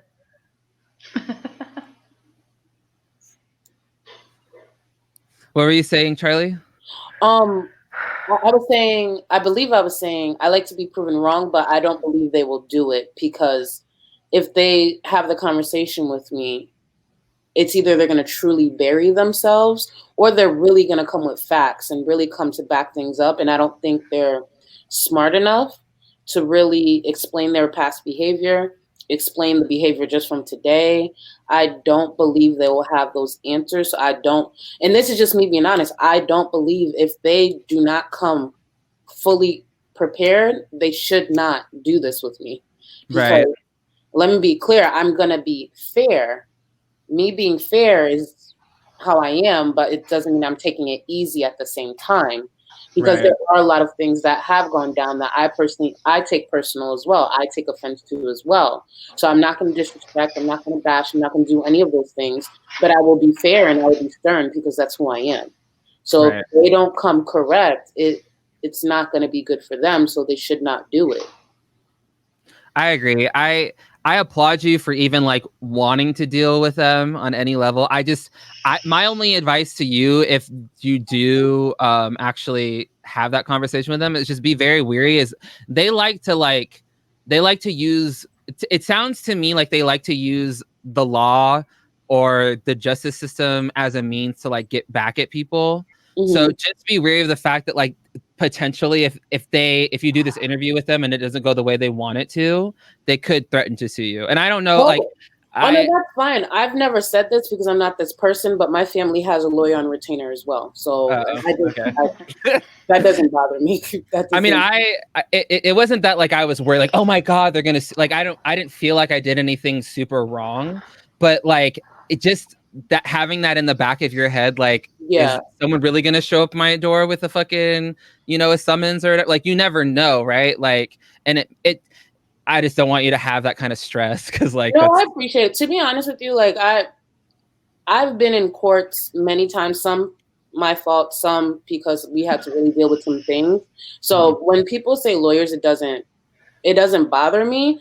And with them, for some reason with them, I feel it's a lot of empty threats. It seems as, at least that's just my perception of the way things played out. It seemed like a lot of empty threats. But say if it wasn't empty threats, do you know how much it costs to keep a lawyer on retainer? It's not cheap. Yeah. It's not cheap. So therefore, if you had this lawyer on retainer, if you were able to go ahead with these threats, that means you technically have this $5,000. Because even with a lawyer on retainer, for them to start moving reading, open an email. It's normally a minimum of $1,200, at least in the state of Connecticut. Right. No, it's true. And they would also, we have to have representation in states that they aren't even living in. Because if they're going to come for us for like slander or libel, they have to sue us in the state from which it occurred. And we are in our home states, which is not Kentucky. So they would have to find a lawyer that would be willing to represent them in court, unless they're going to fucking fly here and like, or fly there and stay there. I think that they just like to throw those empty threats out there. I don't think they're really going to do anything, because they're not about that life. Real talk. I think in their little hometown of wherever the fuck they live, bumfuck Kentucky or whatever, I think that they are a big fish in a small pond. And I think that they can get away with doing stuff like that, because when they threatened to sue Rafe, dude, her wife was shook. I know for a fact that her wife was shook. And I don't blame them. If you're not, if you're in a little town like that and, you have a whole family there threatening to sue you and shit, like, I'd be nervous too. But these are the kinds of people that are asking for money. I think it's important. And I know, and I think the timeline and everything and all of that is great. But I think the content of these people's character should tell you whether or not they deserve your money, And I think it's important for everyone to know that. And I know that everyone sees Amber Lynn for who she is, but I do think that there is a bit of mystery behind Becky and her family, because they aren't on camera that much, and they don't have their own channels and stuff like that. They don't, they have their own Facebook page and Twitter accounts, which is what we're getting to see now. But, it's just, the whole thing is just disgusting and gross, and I loathe it. And I hate that, like, this is what it's come to. Like, we're going to sit on here and talk about like how people are going to use cancer to like scam money out of people, and like fucking, it's, it's fucking gross. I hate it. And I think Kat said it. Kat, aren't you the one who said it? I may be wrong. I apologize. But I think Kat said it. You have this strong faith. You can go to one of your churches and look for help. Oh, it wasn't me. Oh, was it? Okay. It wasn't me. Sorry, I don't know who said it, but that's correct. There are resources I did see that on Twitter. I did see that somebody shared it on Twitter. I didn't know if it was in our convo. Sorry. That somebody said churches, live off of that. Or maybe it was in our stream yesterday. Like maybe that's where it was. Yeah, but that's actually true. A lot of churches do support their members if they are going through things. Every church is different, obviously, so I can't speak for everyone. But those are some answers that need to be explained as well, because what help have you sought prior to this? Like Michael said, what have you gone after before creating this GoFundMe? And based on their work history and their work ethic and their drive for life, I doubt they did any of that. Right. And there was also the Norma Facebook post that she had posted too, where she was like, what did she say? She said, like, no one owes you anything. Work hard and do it for yourself like everyone else does. Life isn't a free ride. Or like, life is hard. Adulting is hard. Suck it up, buttercup. Grow the hell up. And it's like, you don't work. Your daughters don't work. Correct. Like, so who are you to be on here, like, criticizing other people and then turn around and then hold your hand out? Like, it's fucking crazy. It's crazy. I can only assume what party these people voted for, but they didn't go vote. That's the thing. They didn't go vote. They stayed home. And they talked all this shit on Facebook and then didn't go anywhere. Probably. Slacktivism at its finest, right? I mean, I have no problem with people like that, but it's like with people who are Republican or whatever. But like, I hate it when people are like that and then they want to turn around and like ask for help from strangers. Yeah. It's like, girl, really? Like, come on. I can't with all that stuff. My first red flag with the whole GoFundMe was that there was 3 different people in that. Right. It went from Norma to Jerry, and then the daughter wrote the paragraph. Right. There's too many hands in it already. And Annie or Anne or whatever, she had a Facebook fundraiser. That I was first alerted to that. Like when this first started kind of coming out, was that there was this Facebook fundraiser and that she got rid of. And it's like, also, how crazy is it that Norma's quote unquote best friend is a hater? Yeah. Is that not nuts to anyone else? Yeah. Like, this person has countless comments of her going in on Amber on her channel, and that's her best friend. That's who she spends 2 to 3 hours talking on the phone with every other day. Because that's their connection. They don't like Yeah, Amber. I think that's where they connected. Beliefs. I think they actually feel the same as what she's commenting. Right. But they don't want to do the dirty work themselves because Amber holds the golden ticket. Amber's got the fucking the keys to the castle, so to speak. You know, so they can't let the supply of money get cut off, because then they're truly fucked. And I mean, this is gonna sound really weird coming from me right now. I low-key feel bad for Amberlynn. Like that, could you imagine funding an entire family of people that fucking hate you because of who you are? Like, could you imagine you ending up there because you're a horrible person, and this is what we call karma? That's true. I mean, that's very true. But it's sad. It's fucking pathetic, is what it is. It's really pathetic. It's sad that Amber's the only hardest worker in this whole family, and we give so much shit to her. Like, she's the hardest worker. She has the best work ethic out of all of them. Well, I was just gonna she's dug herself, or that she didn't even dig herself into. They started it. Yeah. Right. They pushed her in. Yeah. They're like, oh, look at over there. There's some money in the bottom of that hole, and they just went boom, just pushed her right in. And they're like, nope, you're doing this. You're going online, and you're gonna get us money whether you like it or not. I honestly think that's what happened. I think that they were tired that Amberlynn, and if anything, the post on Eric's channel kind of proved that it wasn't happening fast enough for them. They didn't like that they weren't getting the attention from the 140,000 subscribers that Amberlynn has, and they were going to do whatever it meant to get that out there, and that meant contacting random people online that are haters, you know, because they know who these people are. I think.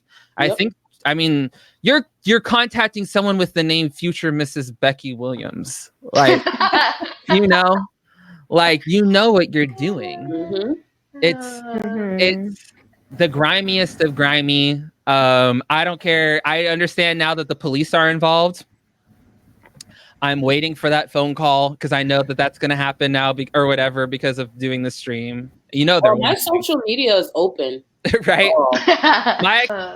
But you know, the word on what I've been seeing in the chat is that they've sent a cease and desist to Kiwi Farms, which is the most fucking hilarious thing. If you do not think that people have not tried to get Kiwi Farms taken down already, you're out of your goddamn mind. Like, for real, they've done and said way fucking worse on that fucking platform. So if this isn't going to be the thing that does Kiwi Farms in, okay, talking about Norma's GoFundMe scam is not going to do it. Not going to do it. Not at all. But I think that shows too how desperate they are to shut this down instead of clearing it up. You know? Yeah. Wouldn't you? I mean, did no one tell Becky's sister to not go on Twitter and act like a fucking idiot and pray? I mean, she didn't even say wish. She said, "I am going to pray you all get cancer." That's crazy, yo. Mm-hmm. That's like. Hey, I'm sitting here waiting in my period leggings, so let's go. Bring this on. Bring it on. Bring it on. I'm ready. I'm ready. I copyright that now. Right, that is mine. Dude, right when you said it, I was like, I'm looking dead. Like, for real. Period leggings coming to you soon at my merch store. Yeah, I was gonna say, Michael, I want the merch. I'm gonna be the first one to purchase that hoodie when you put it on. I'm serious. Got my period leggings on today. They've just proven time and time again that they lack any kind of moral character, I think, and I'm loving that people are starting to see it more now. And what do you guys think? My theory on why she's not losing a ton of subscribers and why she's not losing a ton of views and stuff like that is just because people don't fucking like her. That's why they watch her. Yeah, you said it correct earlier. You said it correct. The people who are subscribed to her don't hold her to a high standard. So it's not, what are they unsubscribing to? Oh, you're trash. We already knew we were subscribed to trash. So it's like, we saw the thumbnail. Like, we know what this person is about. We saw the chicken. Like, and because people have asked me that a lot, like, why don't you think her views are going down? Why don't you think she's not losing subscribers more rapidly? And it's like, because when Dramageddon happened in the beauty community, people liked Manny MUA. People liked Laura Lee. They thought that they were really nice, decent people. Correct. So when they were showed otherwise, correct, they mass unsubbed. correct. You know? So, but the reason why people subscribe to Amberlynn is because she is garbage. And it's very clear when you watch her that that's who she is. Yeah, I don't think anyone has. I think that the mask. No, Kelly, you go. Sorry. No, it's you. Sorry, I'm like delayed. Okay. I think that the mass unsub happened, like when it happened earlier this year. I think that was a wave of the people who've been watching her for maybe about as long as some of us have been watching her, because I remember when I made my video about her losing subscribers earlier this year, a lot of people were like, oh yeah, Callie, I've been watching her for as long as you have. It's just been years of this and it makes no sense. But I think that this new wave that resubscribed to her and got her right back over that 130K is like, they don't care. They're actually watching like for her to fail. And I think it's unfortunate because, you know, of all things to pull immediately after the leaving YouTube video, this shit. I know, right? Like, within what, 2 weeks? It hasn't even been all the way gone. Yeah. Oh, done. How do you? I personally don't see how you can come back from that. The only way Amber can come back from this, which is why I know she can't. The only way she can come back from this is by throwing Becky's family under the bus, and she's not going to do that, so she can't come back from this. Oh, because Becky would not let that fly at all. No. Because Becky is like that. I guarantee you she probably agrees with, because Becky likes to act big and bad on the internet too. She likes to throw out like crazy ass, you know, like, fuck you, bitch, come to my hood, but you know, all that dumb shit that she likes to do. Yeah. All that big dick energy that Becky has. That's her MO. So I think that she would agree with what her mom and sister are saying on the internet. So but another thing that I wanted to talk about too is like, how is it that Becky doesn't have money for gas, but Amber can pay for Destiny and Dana to uproot their whole entire life and move back to Kentucky? Okay. So you got the extra money to like be throwing moving bills out, you know, to people that you aren't even like fucking with really anymore. But like, you know, you don't got money to go to gas. You got money to go to Cheesecake Factory at 5 a.m. after an ER trip. But it's crazy. Love is a strange thing. Love is a strange thing with Becky and what's her name, Destiny, whatever. It's Amberlynn's still in love with her. Do you guys think that Becky, the reason why she is so quiet and like so like in the background is because as shitty as her family is, like because she's kind of like got all this shit behind her in her past, so like maybe like she's been quiet and maybe like she's been like a lot docile because of all this. Do you guys think that that's what it might be? Because I never paid much attention to Becky. I never really cared. I'm almost wishing that I did. Like I didn't even watch her coming out story a year ago. I should have. Right. I think Becky cares a little bit more about how she looks on the line, you know, even and she's talked a little bit about how she hates being kind of like portrayed negatively or like bad, you know. I think she cares a little more. Amber gives no fucks how she looks online. She just doesn't care. I think Becky cares more about how Amber looks online than how Amber look, you know? So No, she does not. If you can show that damn toe, she does not care about Amberlynn. Oh, that's true. I forgot about that though. No. Hey Rose, I have a question for you. Okay. Would poor like foot hygiene play into like mobility issues? Like, because that toe looked way fucked. I mean, if your toenails are so long that they're curled like that, it's going to change the way that you're walking, I would assume. But the reason I think her foot was like discolored is I think it's really calloused. Ooh. And it could be like just from, her foot kind of deforming underneath her from all the weight that she's carrying. Mm-hmm. If she has diabetes, which I'm not saying she does, but if she did have it, that can cause your foot to start deforming and also get calloused. So is it, you said recently that you've been working more and more with patients that are big like her or are almost her size. Yeah. Is that becoming more common too? Like people with like fucked up feet like that? Or like, are there new, like, I mean, more than like cosmetically looking bad, but like just being fucking bad? No, because as our healthcare system has kind of, gotten more accustomed to people being heavier and having more comorbidities, more problems as they're coming into the hospital, like they're getting better treatment for like the diabetes and taking care of the foot issues that can come with that. Okay. But as a physical therapist, I've seen so many feet, I'm kind of desensitized. So seeing that was not shocking to me. Oh, really? Yeah, you've probably seen and smelled way worse. Yeah. But to me, it didn't look too horrible. But yeah, the build up on the one toe, the second toe over, can be from a bunch of different things. And if she's not taking care of her feet, that could be one of the reasons why. Wrong.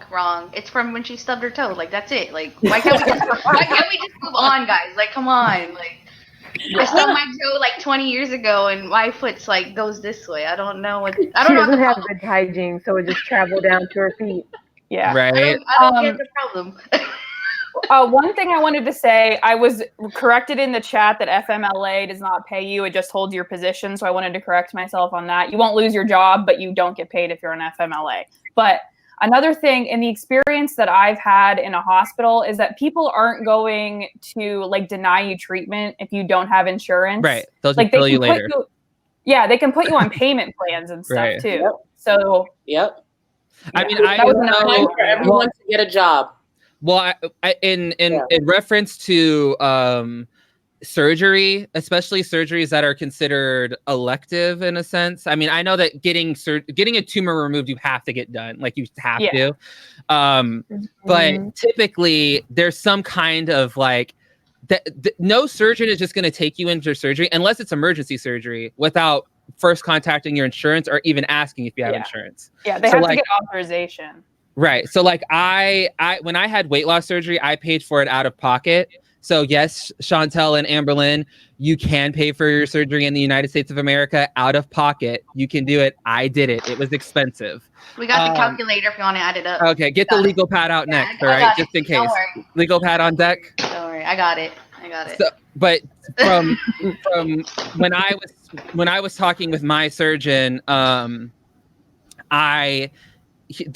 after I dealt with him and talking to him, when I dealt with his director or whatever, the first thing they said was, I need your insurance card because I need to submit this to surgery right now. I know you're going to pay for it, but we're going to submit it just in case. And also I want the hospital to know what kind of surgery you have in case something is to go wrong. Because a big thing is, if something goes wrong in surgery and you're in ICU or if something else happens, they need to have your insurance on deck because they're going to have to pay for it. You're going to have to pay for it. That was one of my biggest fears going in for surgery was, shit, if something goes wrong and I end up on a breathing machine or something for a week or I end up in the hospital for a lot longer, this is going to cost way more because I'm paying for this out of pocket, So I think it's weird that like she was talking about how they don't know how much insurance is going to cover or whatever, like, because it's like, you obviously know, like, she's going in for surgery, she's getting tests done, you're driving her to the hospital already. Like you have to know somewhat what's getting paid for, because otherwise they would call you and say, don't even bother coming unless you're going to like give us a credit card. Cause there's a big thing in hospitals is people not paying their bills. I mean, that's like trying to recoup a lot of money that's not being paid to from procedures and treatments and stuff is like one of the biggest costs of a hospital. Yeah. I want to mention the whole Becky's mom not having a job. I put it on my Twitter jokingly. She literally knows a woman who eats on camera and makes good money. Right. How easy is it to use a phone? Amber Lynn used a phone. Like, you have the perfect example of if you need money, yes, it may take you a month or two, but you're going to get the subscribers either way. Like, oh, 100. Are you kidding me? Yeah, like. You thought Charlie's channel blew up? Shit. Norma Jane Collins is the new Charlie Gold. That's what it right? is. God damn it. But like, so don't only sit whatever they say, do, Charlie will do the opposite. Oh yeah. Right. But like, don't sit here and say, "Oh, well, she's has no income." Girl, you have a woman who's made a living off of eating on camera and showing, lies. Right. And you're gonna sit here and be like, "Well, she doesn't have no income." Fuck that. Fuck that. I agree 100%. And another thing that I don't understand too with the whole Becky not having a job and therefore she can't pay for her own gas. Amber literally said verbatim, Becky appears in my videos, therefore my income is her income. So why the fuck isn't Becky getting money for gas in a hotel room then? Mm-hmm. What is so obviously it's not as easy as you like to make it seem when it comes to like Becky having access to the YouTube fund. Yep. She's like her mom. She doesn't have a bank account. Dude, that blows my mind, dude. Oh, I actually wanted to comment on the bank account thing because I was driving when you said it, and I did think about it. There's only 3. And again, it's probably bad to generalize, but I was in banking before, and there's only 3, and I'm assuming they're Americans. There's only 3 Americans I know who don't have bank accounts, or types of Americans. It's people who don't believe in banks, like who are hardcore, don't believe in banks, someone who's hiding something, or someone who's in check systems. I think if anything, out of the 3, because it's Becky's mom, she's probably in check systems. Oh, what does that mean? Like being in debt? Yeah, so I hope it's still called check system. So what it is safe. Like I have, I'm not gonna say what bank I have. Say I have Bank A and I owe them money, and I opened up an account in Bank B before Bank A was able to report it. Once Bank A reports it, I go into something called check systems, and I cannot open up a bank account at all until it's cleared, and then they have to release it. So a lot of Americans that I know that don't have bank accounts, it's because of check systems. Well, that makes a lot. Allegedly. So before people run and say that. Yeah, allegedly. Right. I don't know. Allegedly, right? People, I've seen some DM. I've been DM'd some screenshots of some people using some people finder stuff or whatever, like to look up backgrounds or whatever. And let's just say the Williams clan isn't debt free. Let's just say that. Well, then that would make sense. Debt free either. Amber Lynn has debt too. They've talked about it a few months ago. That priority. She went to a pay school and then like never finished it or whatever. She went to like she went to like ITT Tech, like one of those schools. But how much could she have possibly owed that it's not paid off? That's where I'm confused. You know what I'm saying? Like, it's not like she was going for her law degree or to become a doctor. I couldn't understand what you get to that. I think she only went. Is a lot. She only went for a semester, I think, right? I think she went for. She only went for 1 semester. Maybe year max. She didn't go to Harvard or Yale, where the bill is really expensive for that 1 semester. What is the issue? She did get an A+ in math, though. So. Right, criminal justice Lynn at it again. Like, I just wanted to point that out, guys. The irony of someone wanting to go a degree in criminal justice and then like helps people do GoFundMe scams online is like not lost on me in the slightest. I'm sorry, you guys. I just want to shout out Gretchen though. Gretchen Jones. She said, "Just want to say, Callie, you were there for me during and after my chemo, and I'm so grateful for you and the Free Spirits." And you want to know something? I love you, Gretchen. You know this, but you want to know something? When I was like going through the receipts and stuff, she is actually one of the first people that came to mind because Like, I know what she went through with her chemo, like, and she was very open about it, like, in my chat, to the point to where I was like, you know, you don't have to be that open if you're not comfortable, because her story is really heart-wrenching. And it's like, not to mention all the people who have like cancer in their family, people who've lost people to cancer, people who actually have taken care of family members or loved ones with cancer. And it's like a big, huge slap in the face. And it's like, once again, not understanding or not being mindful of the people who were watching. Like, I don't understand how they can be that self-absorbed. I'm sorry, I didn't mean to like derail the conversation, but I just didn't want to let that go unnoticed, because I've had I've had a lot of people reach out to me on Twitter and Instagram talking about their experiences with cancer, because cancer is one of those things that does affect like everyone. Like everyone has someone, and a friend, a family, an acquaintance that has been affected by cancer.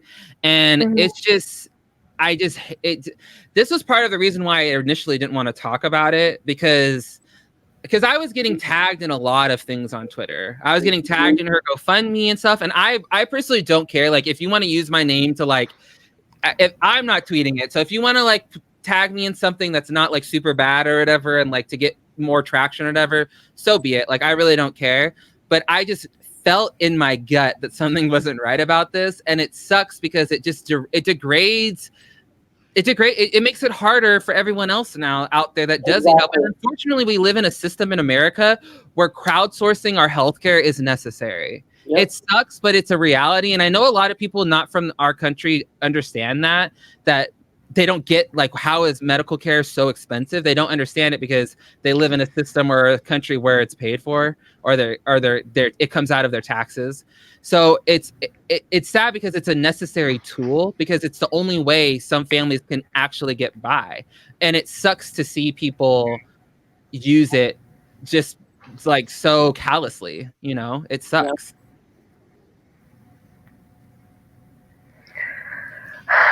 Like, I just, you know, I feel like I wish I would have paid attention when people first started tagging us in the GoFundMe, because I ignored it for a few days, because I was like, oh, GoFundMe, it's a fucking scam. Like, that's automatic, because I don't really pay much attention to GoFundMe's and stuff like that. Like, I kind of have like that similar mindset. And then, oh, she froze. This always happens when she's about to make a point. I know, right? Give something really good this time. Oh, she's back. She's back. She's back. That's that Norma Jean Collins energy right there. I think we need to get a GoFundMe so we can get Google Fiber over to Callie's house, so this won't happen anymore. Wait, can I get new headphones too, dude, please, guys? Don't get me started on this motherfucking internet. Don't get me started on this internet. So what were you gonna say, Callie? Don't get me started on my internet, because I wanted to fight my internet the entire time I was on Charlie's channel. I was like, oh, fantastic. I'm embarrassing myself as always. Like, you know, but no, seriously, like, when I kept dropping out like during the important parts, like, it sucked. Yeah. Well, that's not your fault. You know, sometimes you drop too much truth, and it's like, yeah, dude, it's like I'm gonna back off real quick. It's too much fire.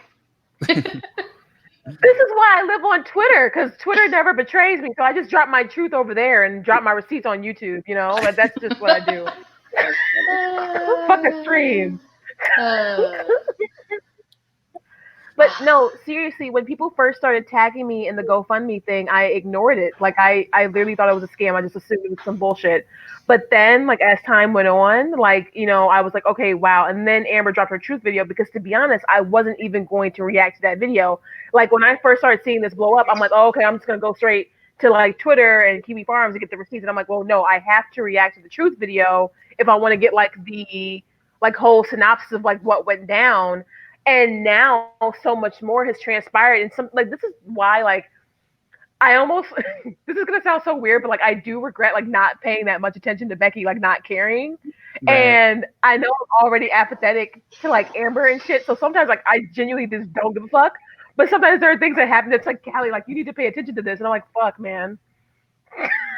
Yeah, it's sad in a way. The 100 days of uploading has like it's hard because there's so much bullshit happening so fast sometimes that it's hard to keep up with all of it, right? Because like by the time, like, because for like real talk, like I don't have the time to like be making a video after every dumb fucking thing she says. And by the time I have the time to do the video, it's gone. It's already been long gone and forgotten. And it's like, what's the point of making the video at this point, you know? And so something else has already happened. Right. So it's like, so now I, like in my case, if I am like in front of the computer and a video drops and I have the green screen up and everything, I'll do a react real quick. Cause it's like, I can do that real quick and fucking pump it out. And it is what it is. But doing those videos where you articulate more of your thought and you go deeper into it and you want to like actually get your point across more, like that's when it's like, I don't have that, you know, cause there's some. I'm not good at that either. I mean, I like it, but it takes more time than like just giving your initial reaction to something, you know, because you actually have to have an argument. You have to have evidence to back up that argument, you know, and that can take more time. And sometimes I think the reactions are super effective and people love them. People absolutely fucking eat them up. So I understand why people want you to like react. We want to see you know, they want to see their faves do a react. And I get it too, because I want to see my faves do a react too. I want to see what Charlie Gold has to say. I want to see what, you know, I want to see it all too. I get it. But sometimes it's just not feasible because a lot of us this isn't our full-time job, and this isn't, you know, it's not, we have lives outside of this, which is important, you know, and I think that's what makes us more relatable and more well-rounded, is having lives and doing other things other than just getting on camera every day. Yeah. I actually prefer doing like my commentary, and y'all know I live for like exposing with receipts. Like I live for that. Like, you know, I do prefer my commentary. I like it when I'm able to kind of like sit and collect my thoughts. I like my reactions. They always tend to be funny. A lot of times I'm not like trying to be too serious or whatever, but I do feel like my content is more effective when I'm doing my commentary. I think that like everybody kind of knows what to expect with the reaction. Like even with the truth reaction, like I had to say up front, I'm like, yo, like I got my fan here, but this is not going to be fucking funny because I'm actually disgusted. Like, because sometimes with the reactions, it can kind of go either or.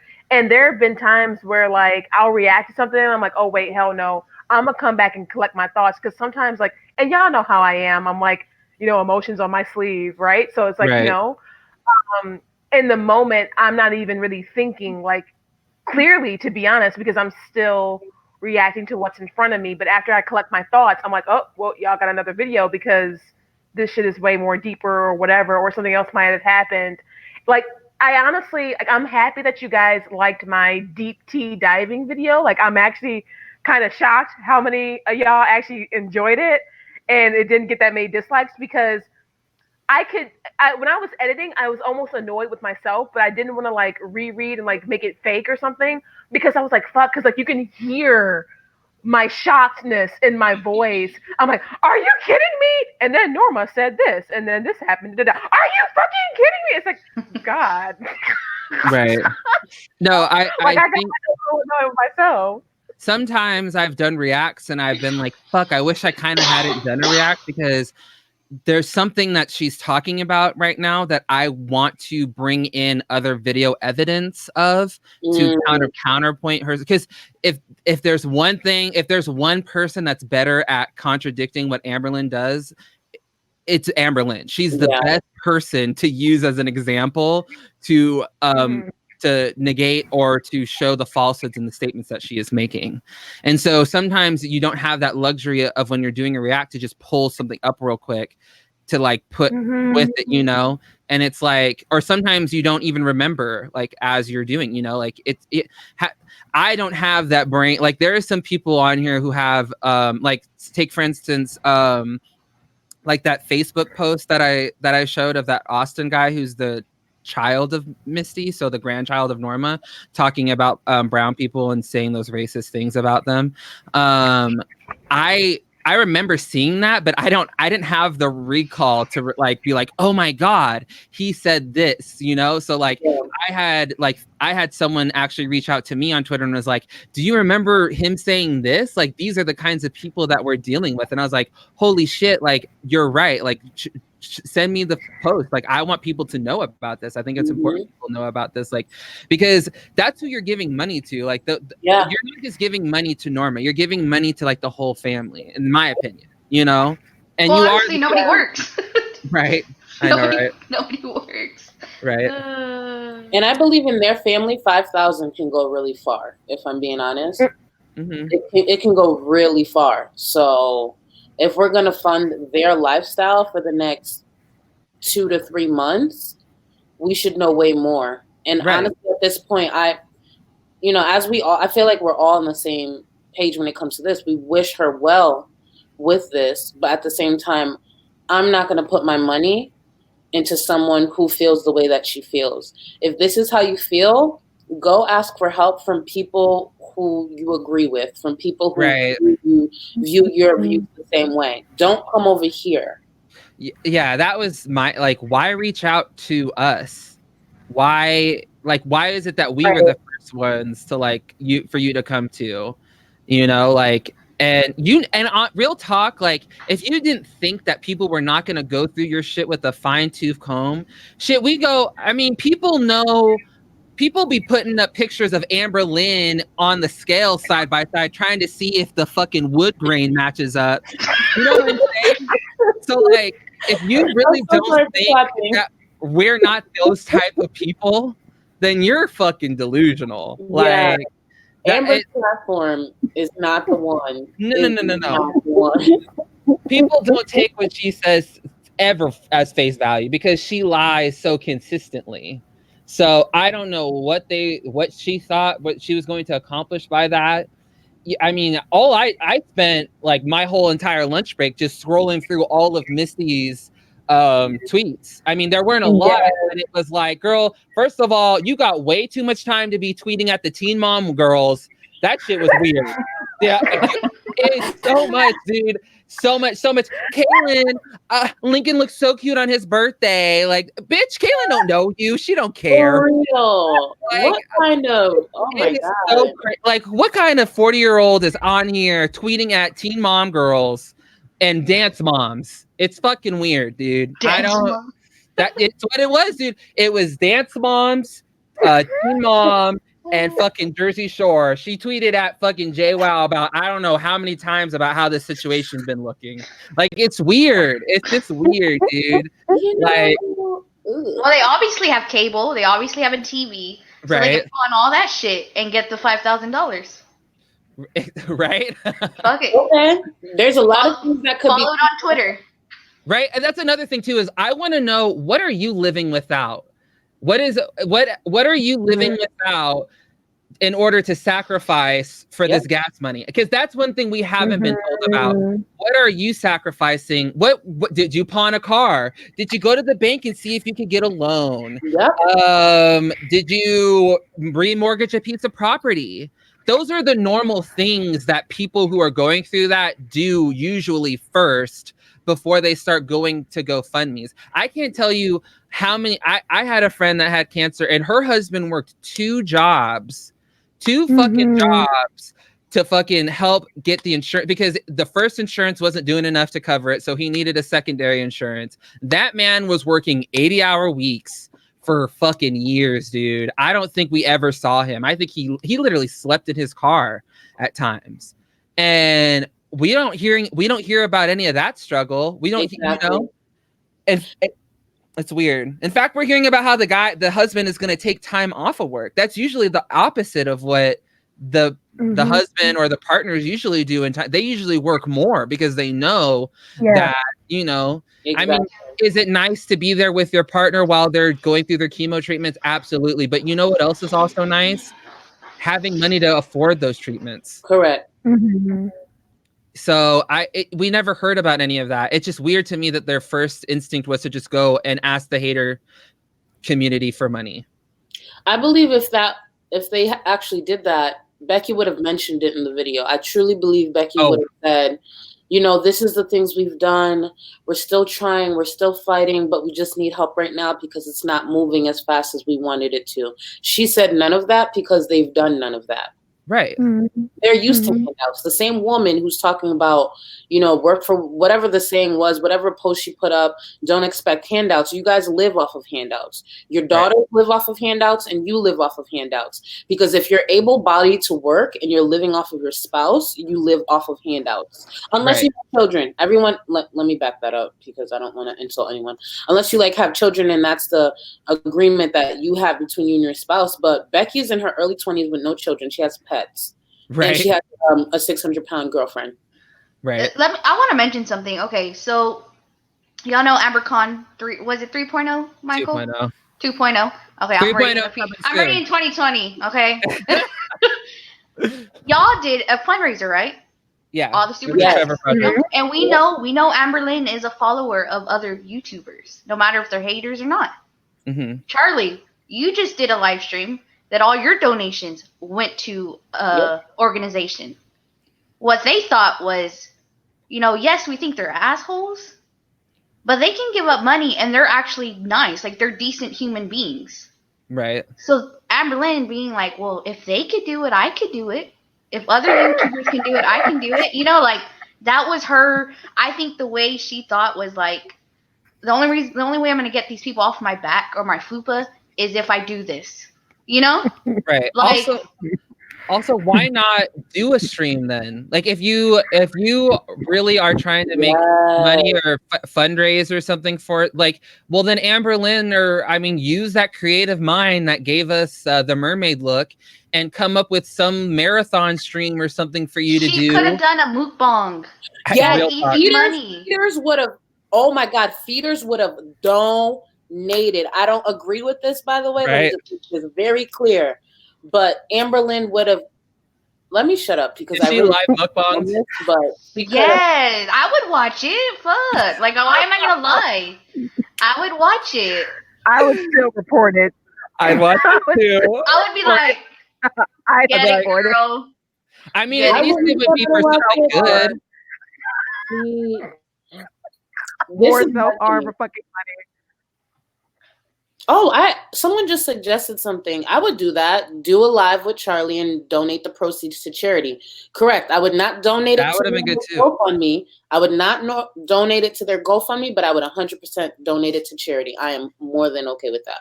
Or find a charity there that is helping people like her and then donate it to that charity. Because there are nonprofits in every state that help with the gas money and food and all that stuff for people in treatments like that. Because it's a real thing. I mean, it's real. Like, when they were originally talking about that, I was like, well, it kind of does make sense. Like, but it doesn't make sense in terms of them because you have someone that makes $200,000 a year that does fucking nothing. So, like, I was like, they don't need the money. But it's like, they could have easily reached out to a charity near there that could have helped them with that provides food and gas and housing like that. And then come on here and have an interview with Charlie or whatever, and like do a live stream or whatever. And then don't have that money go to that charity. Like, that would have been great too, you know, or have fucking Becky come online and just color for 3 hours live answering fucking questions. People would have given, dude, you know how much money she used to make on You Now? And this was back when she was at like 60,000 subscribers. True. So it's like, there are ways that they could have done to actually work for this money, and they just chose not to. The reason why I think she doesn't go to local organizations, I think they're scammers. Like, I think they're like, oh shit, if they find out, they can lie to us because, you know, we live so far, you know. Right, we can't check. We can't check, yeah. But if you walk in there and then find out, you know, later on, like, you're not gonna. They could probably see you easy. Right. I mean, like, I meet one person and like 2 minutes later, I'm like, I'm never going to see this person again. And then like randomly show up and they're like, oh shit. Like, it's just, I think that's the reason why they didn't go look for the help. Yeah, I agree. I still get so pissed about her giveaway that she did to where, you know, the shit never got to the person. Right. And she had all of these goddamn excuses. And like, I think that's back when she was at like, what, 30, 40K maybe, like, subscribers, right? Right. And I get so pissed because I've done 2 giveaways on my channel now already. I did one when I hit 1K, and I just did my other one. Both when I fucking had 1,000 subscribers, not even monetized. I still express shipping. 2 of a Kind was my first winner, and now I had crippling anxiety and like Marissa win express fucking shipping, tracking numbers, and they're fucking all happy. And like, it's not that hard. And even if it didn't get to the girl, maybe you should reach out to her and like offer compensation. Like, hey, can I PayPal you? Can I like Cash App? Can I fucking? Well, she went beyond that. She called the guy a liar. Yeah. She called him a liar. She was like, no, I sent it. He's lying. He got his Visa gift card, blah, blah, blah, all this shit.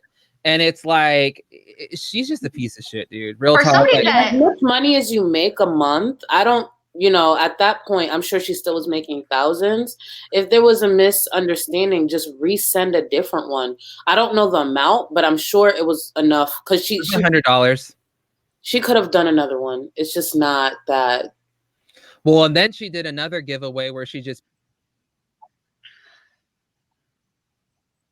And I'm not saying that like she needs to like get a giant check made and fucking present it to them in person or something like that. But I'm just saying, like, you can put some kind of effort into it. Like, I made the mistake of doing a giveaway and not saying only in the United States of America. So my ass was paying $150 for some shipping to South Korea.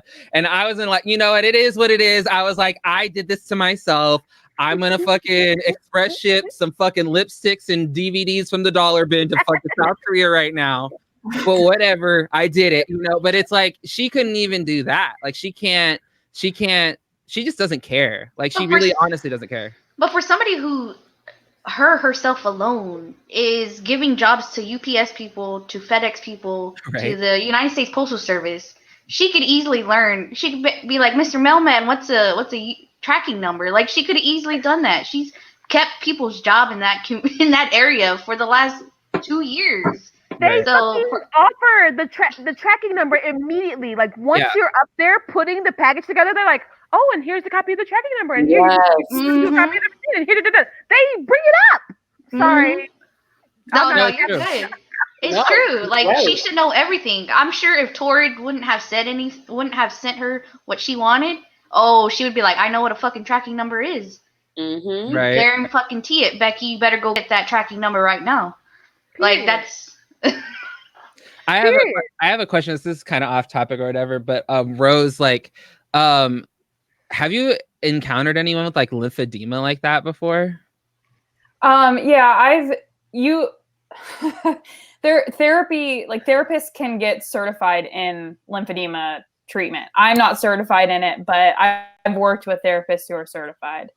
But there's a lot of overweight people, and it's not necessarily lymphedema and overweight people. It's lipedema or lipedema, yeah. But I mean, a lot of people end up having it, especially after, like, for example, breast cancer. When they get a mastectomy and lymph nodes removed, they'll get lymphedema in their arm that the breast was removed from. Right, because the like lymphatic system just can't drain it anymore because it's damaged, right? Right, yeah. And like the lymphatic system will get backed up or clogged, and it kind of causes fluid to stay in the legs or the arms. Right. I mean, here I'll spill a little tea about me or whatever real quick. Like when I was at my highest, I started to get a little bit of lymphedema on my thighs, but since I've lost weight, it's pretty much gone. I don't know, like if that is normal. I know that a lot of people get it and then it never goes away. So I don't know if it was lymphedema or lipedema or whatever. I'm assuming it may have been lipedema because if I lost fat, then it means that it probably like was in my fat cells, right? Yeah. I know lymphedema isn't curable. Right. I don't know a ton about lipedema, but I know lymphedema is forever. It is? Yeah. Wow. I don't know that. Yeah, so a lot of people will wear like compression garments at all times. So even if you lose a whole bunch of weight. Mm-hmm. Yeah, the lymphatic system is just I don't think it comes back either, right? Yeah. It's just, once it's damaged, it's damaged. Yeah. Wow. But she would need to go get actually diagnosed for that. Right. So well, she says she has it in her abdomen and shit. Yeah. She said that. She said that. I was going to mention that. She did the whole flick thing that other, where she was like, here it is, guys. Well, I've seen on like My 600 Pound Life people who have it like lipedema in their abdomen, but I've never seen it personally. Wow. I'm so pissed because when she did that damn lymphedema video, like my dumbass cried.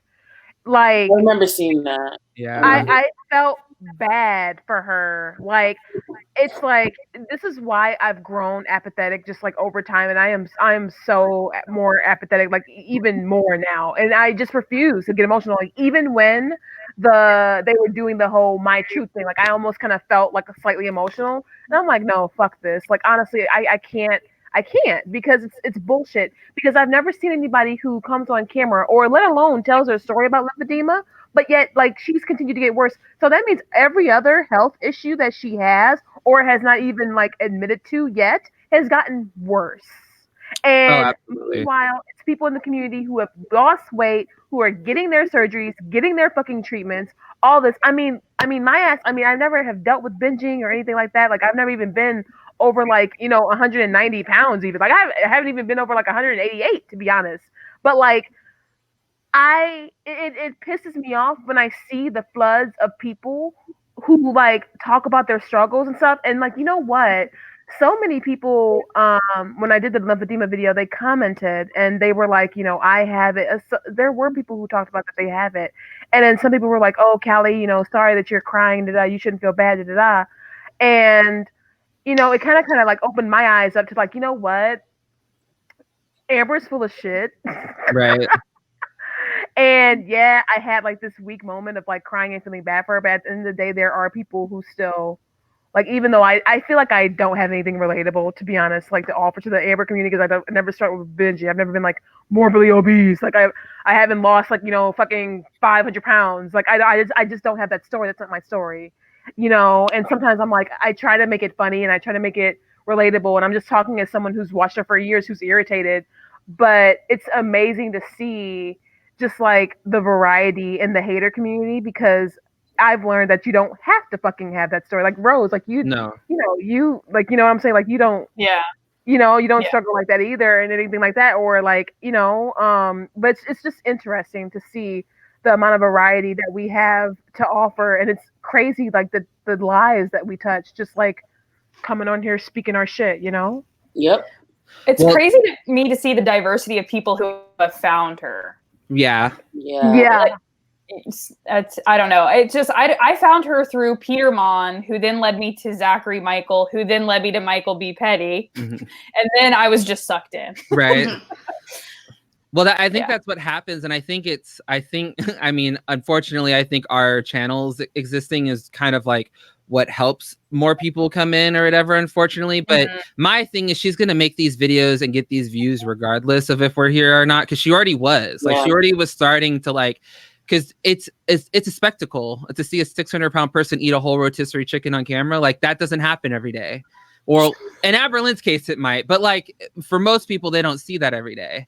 And you don't, and I think it proves that like you don't have to be morbidly obese or once morbidly obese or losing weight, or you don't have to be a woman, you don't have to be a lesbian in order to relate to someone, and to be able to like give like your insight or what you see in on a video. And like, I think a lot of people come to her channel who deal with mental illness now. And that concerns me the most. Like, I don't really care if she wants to put stereotypes out there about how fat people act. I don't care, because I don't plan on being fat my entire life. So it's like, if you want to like, you know what I'm saying? So like, I know a lot of people like get on, at least to me, they get on me. They're like, oh, well, you just don't like her because you don't like being fat. You're like, fuck yeah, I don't like being fat. Am I supposed to like being fat? The fuck? It sucks. I spent a lot of money to not be so fat. So... but I think that a lot of people can relate to her in ways that are beyond just the size of her body. And most people criticize her not because of how big she is, but because of the shit she does on camera. Correct. So I don't think, and I know Chantel liked to try to come at Charlie about how fat people shouldn't talk about other fat people or whatever. But it's like, my thing is, in who the fuck should call it out then? Because if it's a skinny person, it's fat shaming. Shit, it's fat shaming when a fat person does it too. So it's like, who is going to call it out then? Mm-hmm. Well, can we talk about the fact? Oh, go ahead. I'm sorry. No, go ahead. Sorry. Oh, I was going to say, can we talk about the fact that after the video with Becky talking about the mom came out, that the next 2 videos were mukbangs? Right. Dude. My theory is she filmed those on the same exact day.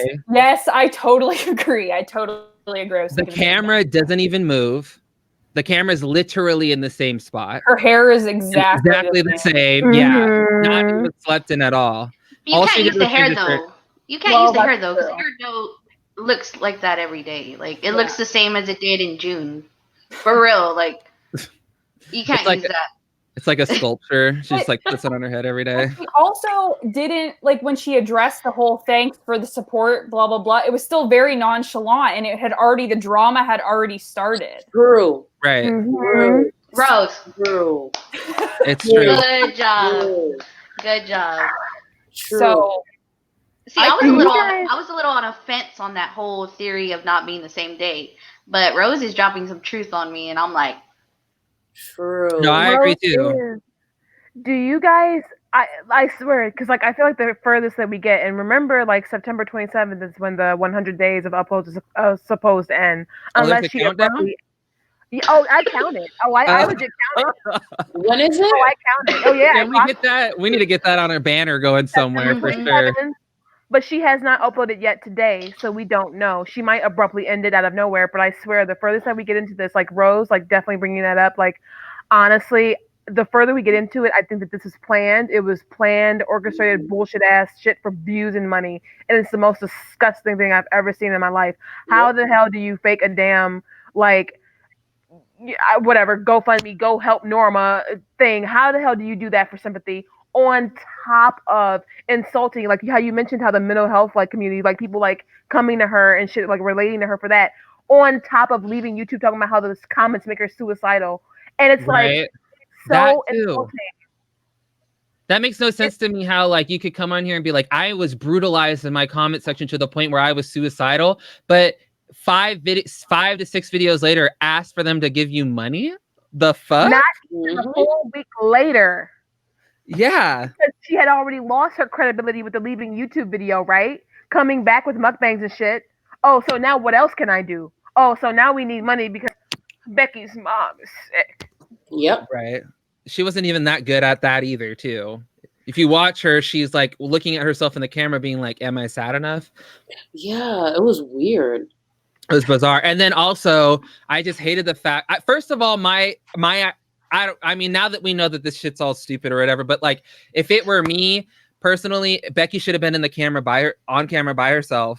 Yep. Why is Amber there? And then also, not only is Amber there, but now she has to have her ego stroked the entire fucking time. So like, it felt like every 3 minutes, it had to be mentioned how much Amber does for her family, or how Amber allows Becky to do this, or how, and it's like, why? What is it about Amber at all? Who fucking cares? Like, Exactly. Oh, Rose, I want to drink too. It's just water. It's just water. I just hold on. Okay. But that's who Amberlynn is. That's the problem. She always needs some type of pat, acknowledgement of some sort, because that's just who she is, and it's a joke. It's a joke. Right.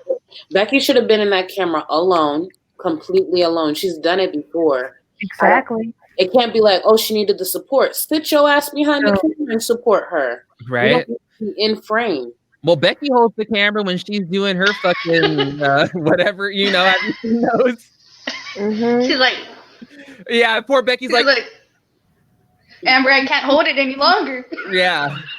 So it's like, I mean, why can't Amber give her that same courtesy? Because in Amber's world, it has to be about Amber. I mean, I think she even said that. She was like, well, it's on my channel.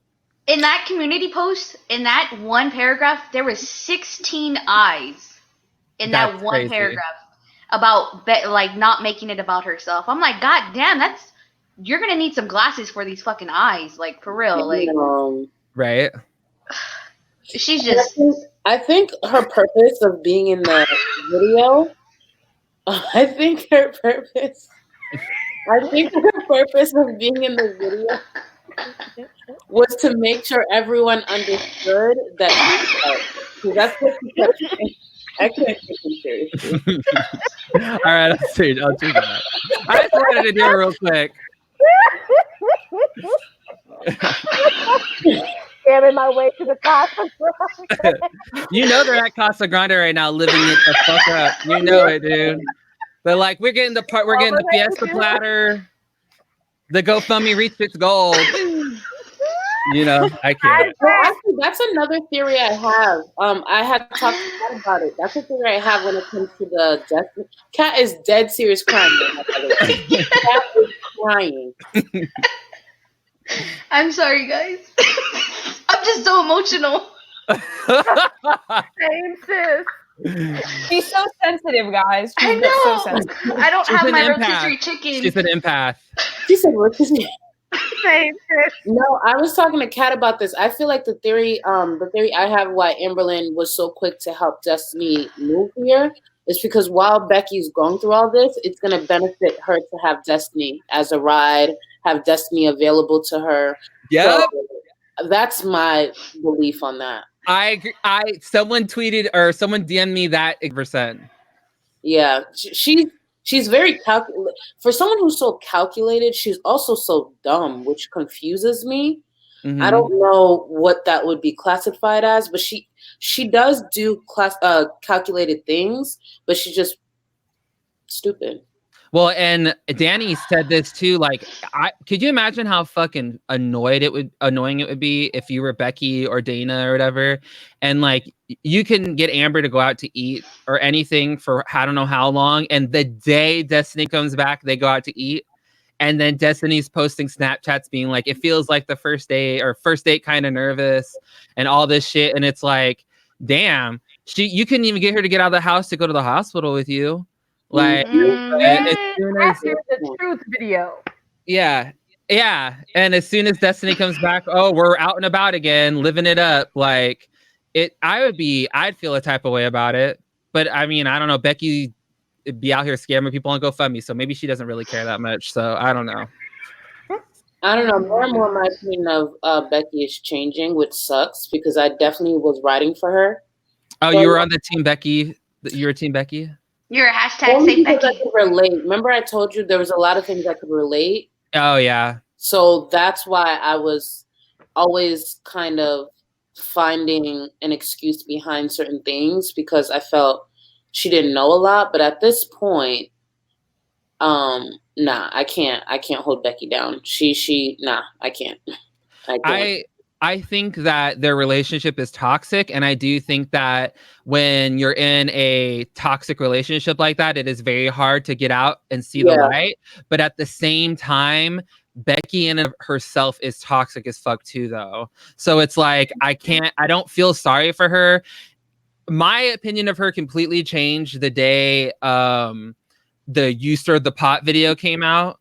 Because I feel like that is who Becky is she's vindictive and she is spiteful and she's down to get online and trash the fuck out of some people. So I think that like she is. Oh, it's not up anymore. So what happened was Amber dumped her cats at Rafe's house because she would much rather live with her Meals on Wheels than take care of her animals. And Rafe was going to get the cats fixed finally because her cats aren't fixed. They aren't. Well, Rarity's fixed now, but at the time she wasn't. And when Amber caught wind of that, she flipped the fuck out and like went over there and got her cats in the middle of the night and brought them back. And then that next day, Amber and Becky made a video talking all this shit about Rafe and her wife and her wife's family. Mm-hmm. Oh. It was bad. She was like, you live in a fucking dumpster. Your house is dirty. We didn't even want our cats there. Blah, blah, all this shit. Like, we gave you money to go to Pride and all, it was just like, wow. And for Becky, who's been friends with Rafe and Hannah, in fact, they were in a three-way relationship for a while, weren't they? Huh? I believe if I remember correctly, Rafe, Hannah, and Aunt Becky were in a relationship. They were in a three-way relationship for a little bit. So, what? I think it's just crazy that if you're friends with these people for years to the point where you're intimate with them, like that. People are saying, yeah, they were. People are agreeing. Said, See, I thought she was just with Hannah, so I'm way behind. I think they were in a 3. They wife swap out there like they're on Sister Wives, dog. Like they're very like. I mean, because isn't Crystal dating Becky's ex right now? Yeah, I believe so. Yeah,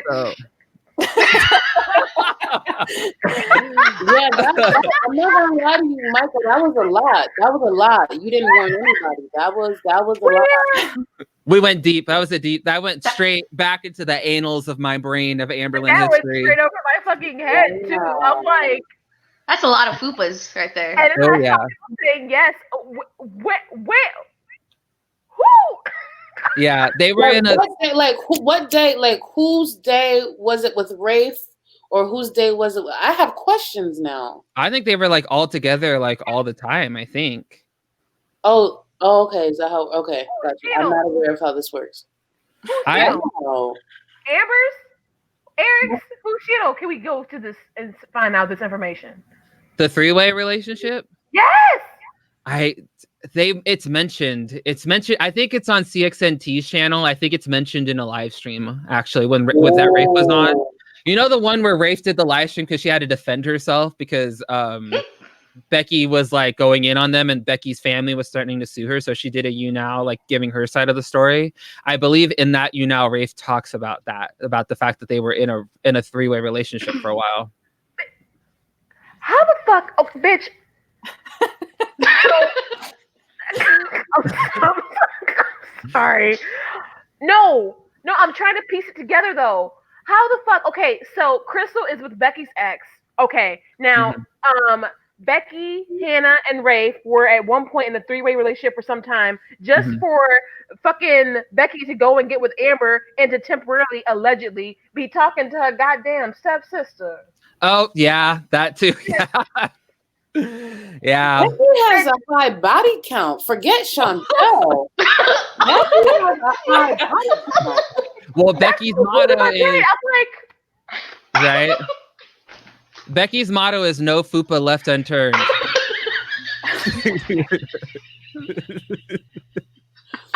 Well, she's about.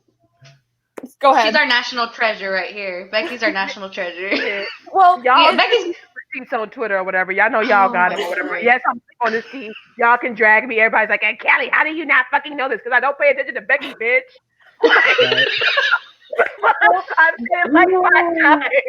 Dana was friends with Destiny and Amber before Dana and Destiny got together. Yeah. So, like, that's an interesting situation also. Oh, and the theory, Dana was friends with Destiny and Amber before Destiny left Amber for Dana. That's true. Also, another bit of tea is, or it's not tea, but it's my theory is that the reason why Becky does not work is because Amber lost Destiny from work. Yes. So I agree. if that's the case, then if you don't want your girlfriend, and apparently Becky out here trying to get with her fucking stepsisters and try to go full incest. So Becky has no boundaries.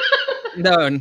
So if that's the case, then if Amber is like keeping such control over Becky because she's afraid of losing her girlfriends like that, then shouldn't Amber be paying her? That I don't know. Amber should be paying her. Straight up. Maybe they should fucking just all see other people that's not like in their small circle of fucking fucked upness. Maybe they should try. Bitch, don't get me. I'm getting pissed. I am pissed off now. Wow. It's crazy, dude. You'd be surprised at the amount of like raunchy, gross shit that goes on over there. Probably, I can only imagine the kind of sex parties that happen in that basement. What? I'm kidding. I don't know. I'm just kidding. Like, I don't know. I think don't like me. Eric and Ricky need to get the fuck out of there. Someone #save Eric and Ricky. Guys, you guys are gonna hate me for this, but I have to make sure everyone has the visual I just had because Michael just said that. But could you imagine the toys? Can you imagine the toys Becky and Amber have? Because Becky wouldn't be able to breathe down there. So a snorkel. That's why they got 3 fans. Right. You know, Becky, For real. that's why they got a snorkel on their dresser. Sex toy haul last year. They did a sex toy haul last year. Wait, what? Yep. They went to a Really? sex shop.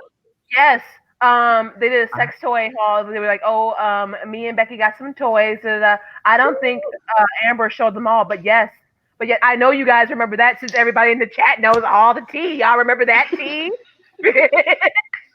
I don't think so. I don't think they have any kind of. That is going. I remember that. I can't. Oh no, they would have to get creative at this point. Like Maybe that's why Amber wants to go to Bora Bora.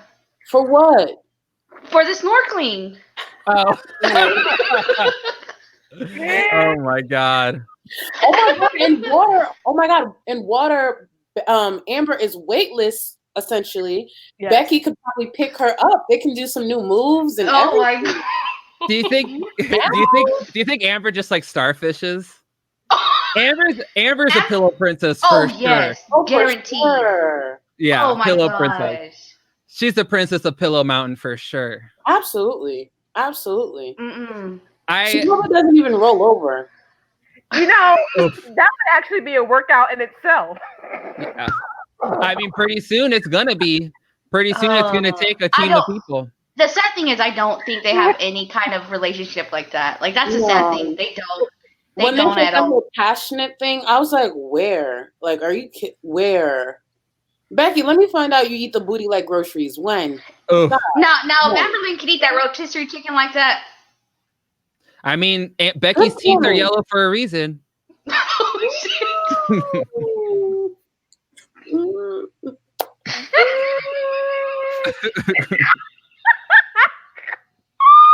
I'm happy we established this was never getting monetized. Oh, first, no. None of my life I'm gonna get cigarette after monetized. this. Right. Hey, like a damn scale. That's how Amber's been losing weight, you guys. We've been wrong. She is burning calories, girl. Oh yeah. Okay, Charlie. How much does it chap your ass when Amber acts like she just eats that fucking salad a day? Oh, it pisses me off. It's such a joke. That's why I didn't react to it. And then with the rotisserie one, I just knew I was gonna go in, and I was just like, I'm not even gonna do this. This is a fucking joke. You ate, then she ate. So she ate 2 salads. If I'm, you guys can correct me. I think it was like 2 salads, a family by the ton, because I already knew what I was gonna name the video, family by the ton size mukbang. So she ate family by the ton size veggie platter, and you still haven't dropped not a pound. You're still 564. So that's why I don't understand the purpose. That's why I said I have a little more respect with the chicken one, because at least with that, it's a little more realistic. You're out here eating vegetables on camera as if we're supposed to believe that's what you're eating, but you can't drop 1 pound. 1 pound. Let's also be very real. That veggie tray was nothing more. Those carrots were nothing more than a vessel to get ranch in her mouth. Like that's what it was. Yeah. She was eating ranch. It wasn't eating but I think it annoys me how much she wants to be this person that's like transparent and open and honest about how a fat person gets to that size and what. Well, honestly, you're a secret eater then. Like you're eating like and I think that the reason why she was doing those salad things or whatever was because I do think that she got up there to like 580, 590 or whatever, and she probably was like in emergency mode and was like, I need to try to lose weight. Like that, I think that's why she did the whole I'm leaving YouTube shit too and everything, because I think her plan was she was gonna go away and come back 560 or whatever. Yeah, I think that too. I think she's actually hit a high, but she's trying to hide it, which I don't know why. That's right? Why I really don't. 600. That's why everybody's like, fuck. Like she's probably hit 600, if not already. And to be honest, like when I see it in my comment section, I can't even really deny it because I mean, hell, I'm not there. Right. But like, what kind of really set it off for me was like the whole 10 pounds overnight. But even if that's a weird fluctuation due to whatever in the hell excuse that you could come up with, I would still think that that's kind of serious. Yeah. In my Rose, it was a binge. Based on my experience, it was a binge. Yeah. Well, also, Rose, like, I mean, you would know. I mean, I've kind of learned a little bit about heart failure. I'm not like that far into my schooling yet, but if you're gaining, if you're really gaining 12 pounds of fluid in a night, you need to be admitted to a hospital. Yes. Yeah, if it is heart failure, which is one of the reasons it could be happening, yeah, she needs to go to a doctor. But would she have known, Rose? Like, would she, like, if it was that, would she have had signs to know to go? Like, I don't know how this works. Wouldn't she have the when you push on your leg or whatever and it doesn't come? Yeah, pitting. Yeah. She'd have pitting in her skin and shit. Yeah, it's like where you press down on your skin, and if it doesn't bounce back in a certain amount of time, it's pitting edema, and they score it based on how long it takes to come back. But she could have like shortness of breath and stuff too. So, well, she always has shortness of breath. Right. Yeah. But still, if you're saying it's not from a binge or whatever, I would say go to a doctor. Right. I've never heard of that. Like, that's fucking nightmarish. Like, they fucking will press on your skin, and however long it comes to bounce back is like. Yeah. It's usually like in your legs and your feet. Usually it keeps her bruises. Oh, that in and of itself is a whole. Her inability to heal from things is very scary. Well, that could be, again, allegedly, in my opinion, that's a sign of diabetes. Yeah. Right. I mean, she still has those giant welt scar things on her fucking arms that have never healed, and those have been there for fucking years. Yeah. Cat scratches, dude? Yeah. And I don't know if it's because her skin is so stretched that that's the best it can do to heal, and that's what it just looks like, or if it's just not healing properly. Yeah, she could have really fragile skin. So she's just like constantly, getting scratches and stuff. That's a problem. She can have a lot in general, and the fact that she's not seeking professional. This is why I think it's gonna take something really bad happening to Amber for her to really turn it around. And what I think will happen, she'll end up in the hospital under a strict diet. Like, she'll hurt herself, or she'll end up being really sick, and the hospital will be in charge of her food, and that's how she'll start losing weight. That's what happened to Tammy Slayton. Yeah. Really? She got gout. Oh wow. She got who the fuck gets gout in 2019 or 2018? I mean, I'm not trying to be mean to Tammy Slayton or whatever, but it was like only someone who is neglecting their health that bad. Because isn't gout just from like lack of nutrients and like it's an inflammatory process. So I've seen a lot of people get it in like a lot of older people get it in their knees and like their big toes and stuff. Right. It's just a bunch of swelling and red. Like they get really red and swollen and hot in the area that they have it. Yeah. Maybe grab a glass of wine. And she's already getting cellulitis in her like stomach and stuff like that. Cellulitis is no fucking joke. Essentially, cellulitis is just an infection in your skin, and your skin is your most giant organ in your body. So it's not good. I want to bring up the fact that when Amberlynn went to the doctor and she was diagnosed healthy, just overweight, and everybody was like, "Oh, it's the doctor don't know nothing." What was her response?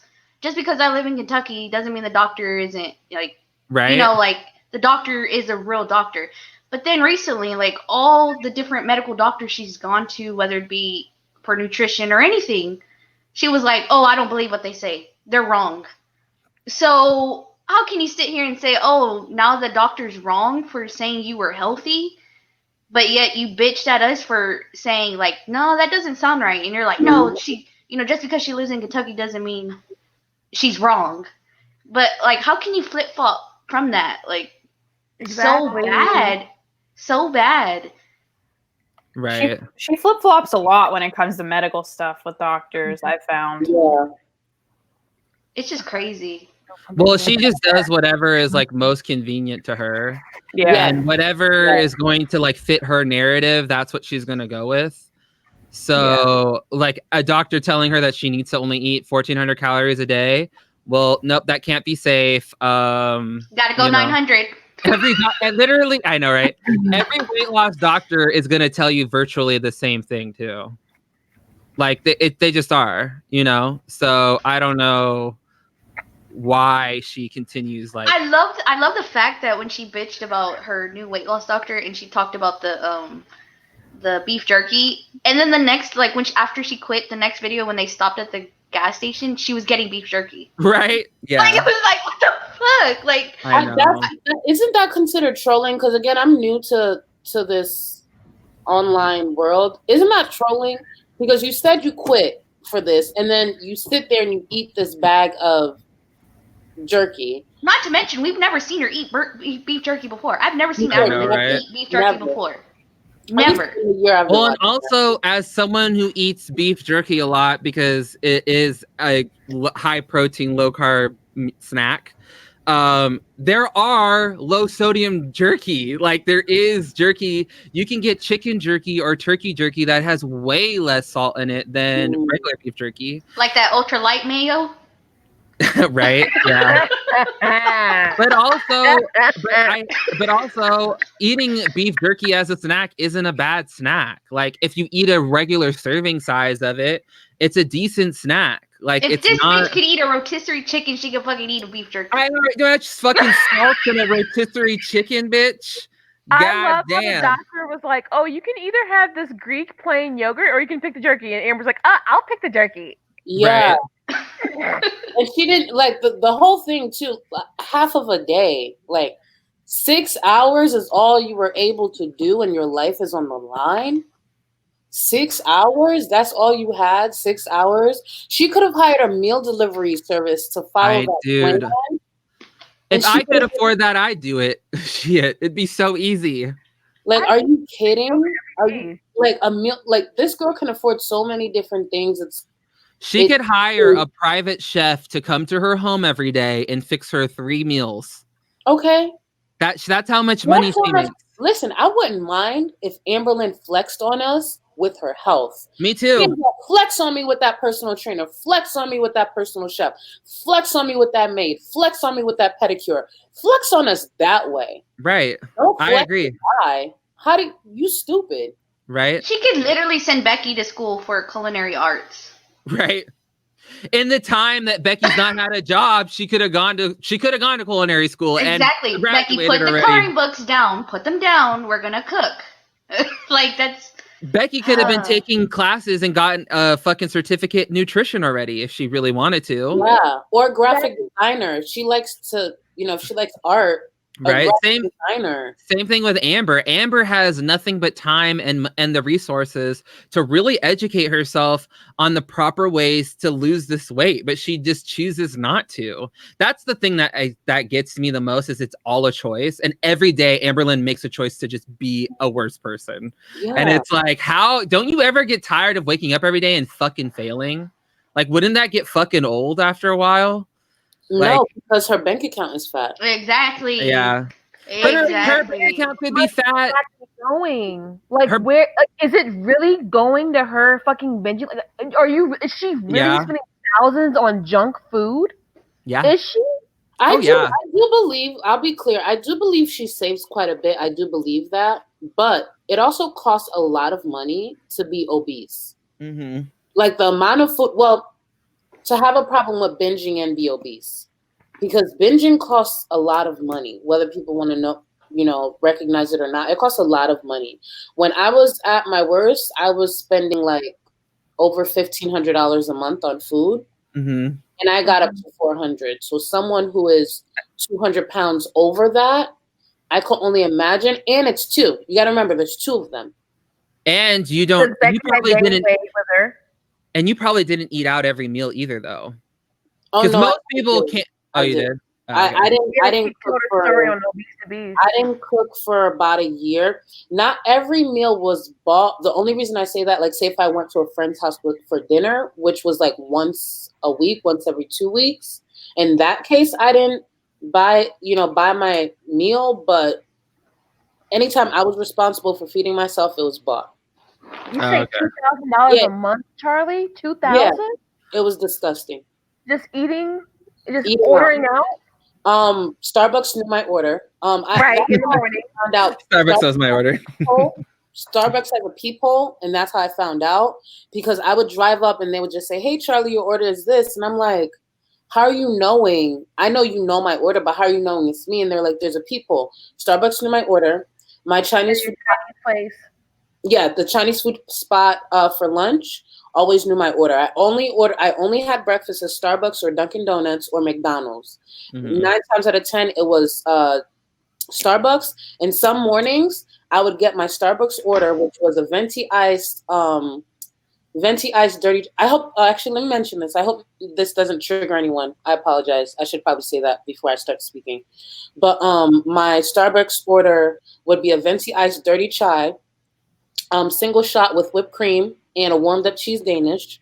And then sometimes if I was still hungry, because yes, that didn't fill me up sometimes, I would go to McDonald's and get a bacon, egg, and cheese McGriddle, a hash brown, and then their coffee. And that would be my breakfast. That breakfast alone was over 2,000 calories if I had both.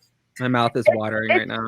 It's just crazy to think about the amount of money like that you would be spending on eating out. Like, I mean, I order out every now and then, and I like the occasional Starbucks, and I love Argo tea here, like in Chicago. Like, if you guys haven't ever had Argo tea, it's in Chicago and New York. It's amazing. But like, I don't even spend that much. But you know what? There are times that I do cook at home, though. It's just hard for me to like fathom. I mean, on food. Yeah, I eat out. Bro, my groceries for a month are like 200, like max. No, it's way more. I don't do that paper towels, toiletries, like. I don't do that anymore. Just to be clear. Right. No, obviously. I mean, look at you. Obviously, you are doing that. But I agree. I agree 100%. And you also have to take into account that on top of doing all of this eating out, she's also subscribed to all these subscription boxes. She gets a torrid haul. It seems like she's doing them like at least twice a month now. She's doing. In fact, she did them once a week for a month there. Yeah. So and also she lives in a very remote area. So when Amber wants what Amber wants, sometimes that means Becky has to get into a car and drive an hour both ways. That costs like money how they would for Cheesecake Factory. Yeah. So because the stuff that Amber wants now isn't just Yamato's or whatever, Casa Grande. Sometimes she wants to go to Olive Garden or to Cheesecake Factory or to Ruby Tuesday or, and that's not where they live. They have to drive to a bigger city for that. That costs money. Michael, take us back. You got to take us back to Casa Lake, please. Casa Grande? Talking about this. Yeah, Casa Grande, whatever. Take us, honey, please. Yes. Yes. Look, I see Amber Lynn in the back. See that foot? That black legging over there? Just imagine people knowing them at their, at McDonald's or whatever they have there. Like, just imagine. Yeah. I mean, I used to be that kind of like I don't go to Chipotle nearly as much as I used to, but like I used to order it like every day and would walk in there and they would literally just hand it to me. Like they wouldn't even like ask who I was or anything. They would just be like, "Here you go." Like, and I'd be like, and I used to be very self-conscious about that too, because it was like when you're like a 600-pound person walking in a Chipotle every fucking day at fucking 5 o'clock on the dot to get my 2 fucking burritos and my chips and like, because I used to eat a lot too. I mean, to get 600 pounds, you got to eat a lot, right? So, I mean, I used to think about that too. Like, I used to this is so bad. I used to put my name and then my friend's name on the burritos, so it looked like I was getting food for someone else. I used to. Oh my god, I can relate because when I would go somewhere and order a big meal, and I can see the judgment on their face. Yeah, I would do just like this. They'd be like, "Your order was this, this, and this." I'd be like, "Hold on, let me just check. I want to make sure I didn't get their order wrong," and I'd be checking nothing. I get the phone out and get the fake notes out like you're like you put an order down, but because you're really ordering food for yourself, but it's really enough for a family of 5. Yes. Been there. Yeah. It reminds me of there's a scene. I'm a Gilmore Girls fanatic. I love Gilmore Girls.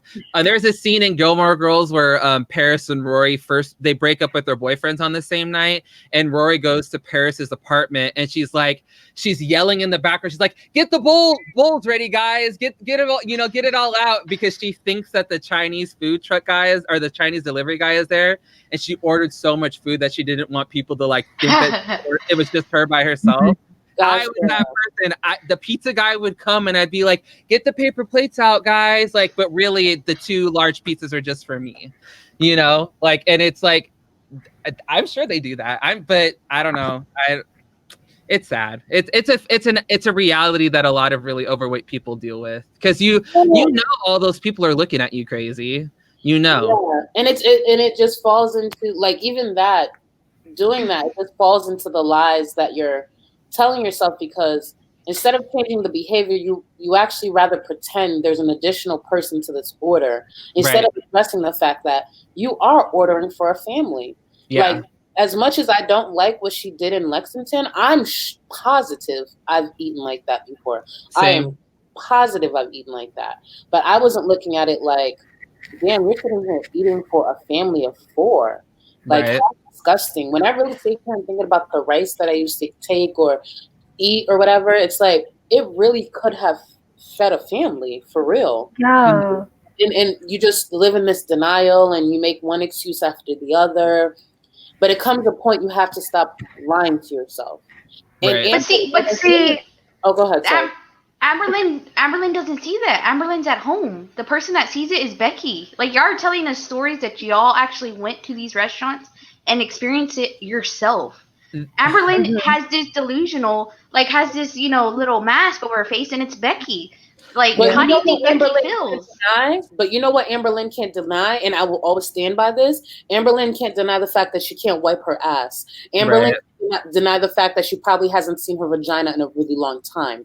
Amberlynn can't deny the fact that she's in pain every single day. So she may not be getting judged, but her body is giving her signs. Like when she was standing at Eric's birthday, you could tell she was rubbing her leg. And I think we need Rose to talk on that, because I know she wrote it down on Charlie's life. Yeah, I mean, she's putting thousands of extra pounds on her knees, because you have to think about your skeleton isn't growing with you. Your body is growing, you're getting bigger, but your skeleton is the size it is. So you're putting all that extra pressure on the bones that aren't built to support them. And she said in that community tab post that Becky isn't her caregiver. This isn't a 600-pound life kind of situation. So I don't know.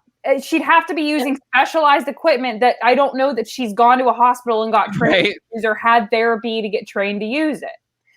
So and it's another thing too, because even though hearing both Michael and Charlie's story, Michael, I've known you for a little bit, so I know a little bit. But see, the difference is y'all come on here and fucking give examples and talk about things that you all have not only been through but have beaten and have demonstrated the fucking change, not only in the course of your channels, but just by being who you are daily and having that conscious effort and having it be made, which is why, I remember when Michael was getting started, I mean, you probably remember this, Michael, everyone fucking tried to hate you because they were like, oh, he's so mean, he's so this, he's so that. And I'm like, I understand, because you fucking had bariatric fucking surgery and you fit it through, and you're in school, and you're fucking helping out a family member, and you're fucking working. So it's what the fuck is the excuse? So I'm like, I'm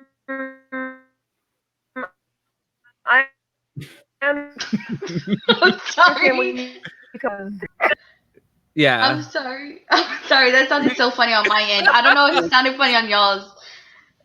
Yeah, for sure. Did I drop out? Did I drop out? Yeah. You did for a little bit. The important part. I was like, oh shit, Callie ran out of power. I was like, oh shit. Just talking to my bae over here, cutting out. Well, Michael, at least you know I love you. No, I completely get it. People. Petty Page just super chat you. I don't know if you. Really? Oh my god. She's been in there for a while. She's been in for a good 20 minutes. She's been here for a minute. I just didn't want him to see. I knew this was gonna happen. That's why I didn't see. He's gonna pass out on live. Just not on the chips. Just not on the chips and salsa, please. Move them out of the way. Yeah, you've been here for a minute. I was worried that it would distract you by saying it, and Me too. I didn't want to say nothing. Yeah, and then we also have. I'm like, I should probably tell you she super chat. Thank you so much, Petty Page. I stole your name. I will admit that. Full. I've been watching Petty Page for like years now. I fucking adore her. And I believe Petty Page had gastric bypass surgery too, and so she probably understands like the or I don't know if she had gastric. I should have put that out there because I don't know if she had gastric bypass. But I know she had weight loss surgery. Weight loss, yeah. So she probably understands like the woes and like the fat people excuses that we all tell ourselves and tell ourselves all the time. Like, because that's my biggest thing is people think that I'm mean about it, but like the people who got through to me when I was really in my sickness weren't nice to me. Like real talk, like the nice people I care about. I was like, I know my grandma loves me, and I know that my friends love me or whatever. But it was like real talk. It was a Filipino nurse who like really dug into my ass one day and was like, "You're way too fucking big. Like she didn't say that, but she was like, "You're way too big to be this immobile at this age, and you really need to like really look into getting some real help for yourself." And it was like, that's what woke me up. A lot of those are the people that woke me up from being asleep, from being so big. And it's annoying when I hear her making all these excuses that I used to make for myself. I mean, when I used to eat like that and I used to be that big or whatever, like I didn't have a channel that was like based around me being that way in order to make money. And I didn't have a girlfriend or a boyfriend that would go out and get every single thing that I wanted done for me, because I had to be somewhat self-sufficient, and I think that's what kept me from going so far over the edge, because real talk, if I was Amber Lynn and I had a channel like that and my entire livelihood was based around that, I don't know if I would be better than her in that aspect, if that makes sense. I don't know if I would be able to say no to that kind of temptation. And that's why I'm a big proponent of eating on camera being unhealthy regardless of what you are. I don't think it's a good idea to be rewarding yourself with food like that. Even the skinny people that I know don't eat all the food or throw it up afterwards, because real talk, that's what's happening. Like all of those channels promote disordered eating, really the fuck. Like it's just bad. And and on the viewer side and on the creator side, it's disordered eating. It just is. And I just don't know. I don't like it. And I don't like to, that's why I don't eat on camera. A lot of people ask me like why I don't eat. First of all, I don't want to be opened up for like that kind of criticism. Like honestly. Oh, sorry. No, go ahead. And second of all, like I don't want to edit myself eating food because I hate the way food eating sounds. Like I don't like it. People know this about me. Like I freak out about the sounds of people eating food. It's just not my thing. I have misophonia or whatever it's called. No, I agree. And to tie monetary gain to something like that is dangerous. It's dangerous. For anyone, it's even more dangerous if you have an unhealthy relationship with food, like an eating disorder. And that's why I'll never understand when it comes to like Chantel and Amber Lynn. Like I've said it online, I think a few days ago, but a lot of people don't know. If I'm going into a reaction where I know food's involved, I eat and I have 2 bottles of water to make sure I'm full. Yeah. To make sure I'm full. Oh, Charlie. But I do the same thing too, dude. I have to make sure that I'm not that I'm full, but that I have like that I've eaten something or whatever, because otherwise I know that I'm gonna make a really bad choice when I finish making that video. It's just what it is. Yesterday I thought about it for a quick second, and I'll be honest. Alex is shook because he's been on it, because I didn't want to watch Chantel's video, even though people were asking me to, because she apologized. The real reason I didn't react on my live is because I was scared of the food that was in the video, yeah. Because I hadn't eaten before I got on live. I was planning to eat afterwards. So if I had went into that video with all that food, I'm not sure what would have happened after I turned off the live because I was already at a place of hunger. So I was just like, nah, let me not. I went to eat and then I watched Alex's Shook. And even though I had just eaten, something about that video made me want to keep eating. And I just went straight to sleep. I was just like, I can't afford to binge right now. I'm going to go straight to sleep. And I went straight to sleep. Yeah, and that's like a new level of toxic. Charlie, do you think that was like a double-handed apology actually then? Oh my God. I actually don't like the fact that here's the thing. If anyone is learning anything about me, you know I don't believe in that, what you're doing on camera. So you're going to apologize to me as you're eating and doing a mukbang, knowing damn well I don't like mukbangs. Right. You know I don't like mukbangs. You know I think they're nasty. So why would you apologize to me then? I'd rather her had apologized during the tea infomercial thing. Like, see, I love you, Charlie. This is why I fucking love you, because you actually like help me fucking understand. Like, and I'm, you know, I'm not. It's like hard for me to like relate to those things. I empathize and I sympathize, but see, like you catch things. Like this is why I'm happy that you're a part of the community, because you catch things that a person like me or you know someone else watching who doesn't have those issues would not catch. Because see, I was already thinking about making a video about Chantal's wannabe apology to you. But now I can see how it can be fucking double-handed. Yeah, like, she knows I don't believe in that. Disrespectful, Charlie. I literally made a video about her and Amberlynn doing these mukbangs. It was literally about those two and how I don't agree with them. And she done the mukbang and apologized to me in the mukbang. So you're apologizing to me, and little do you know, you're also triggering me at the same time. Right. Also, I got you. How sincere can an apology be? How sincere can an apology be in between Doritos? Like, I don't want to hear, you know, and to Charlie Gold, I'm sorry. Like it's not sincere. Like it'll never be sincere, you know. And the realness is, Chantel has proven time and time again that she only apologizes because she thinks that's what people want to hear. So I personally don't know if she could ever really redeem herself from that, because once you've said that out loud, that you only apologize to get people to shut up, then I don't believe anything that you say ever again after that, because you're just doing it to save face at this point. Yeah. Oh, hell no. I think she didn't expect even me, I didn't expect her to get the backlash she got when coming from me. Like, I expected some, but the amount, I didn't expect it, so I know she didn't expect it. So I knew at that point it's just her trying to save face, which is fine. Like, she doesn't have to apologize to me. I just want her to be better in general. Like, at the end of the day, I'm a small fish in this big pond that is her life. Like, I'm almost non-existent, if we're being honest. Respect yourself, do better for yourself, and respect your audience.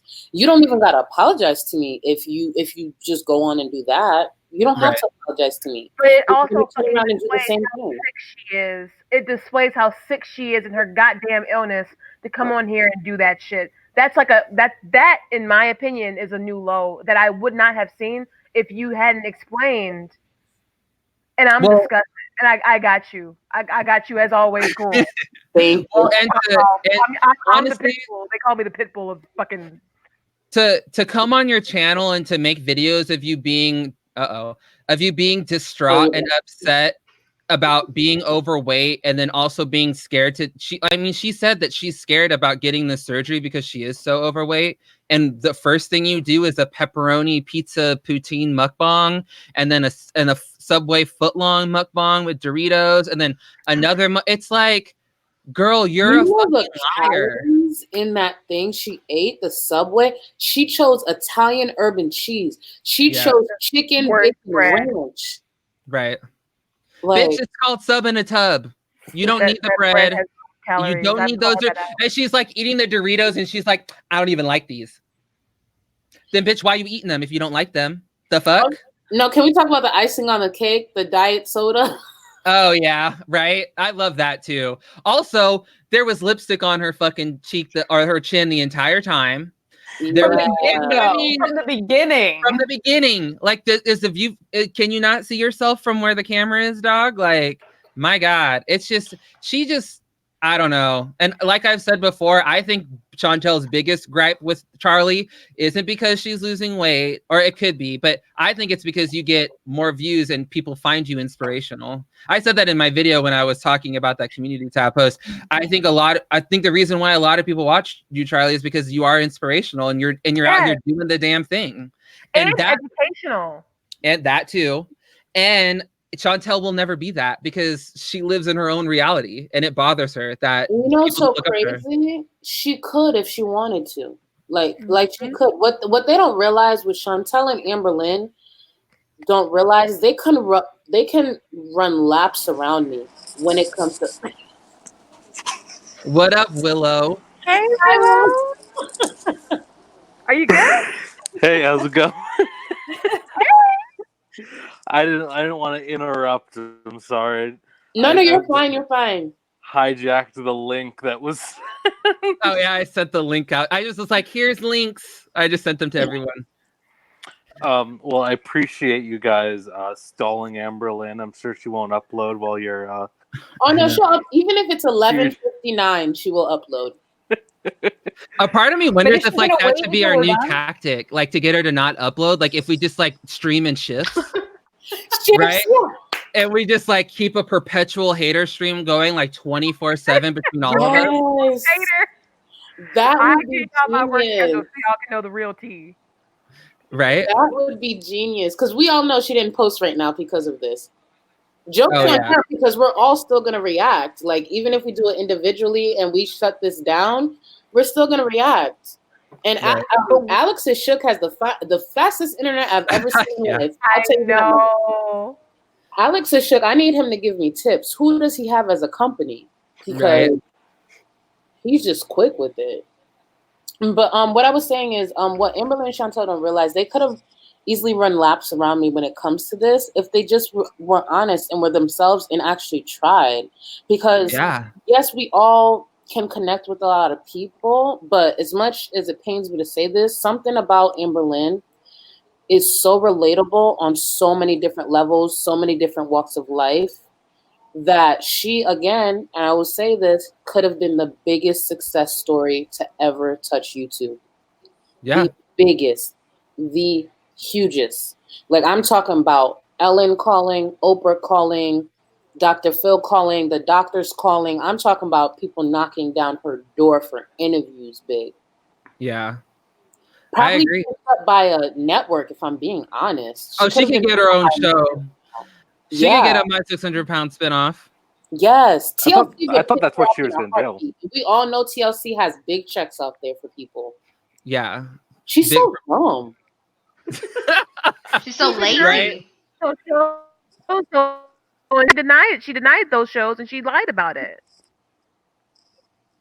Right. She can't even get they said she uploaded, guys. What? Sorry. Oh. Said she uploaded. Hold on. Are you getting trolled? There's like some uploads.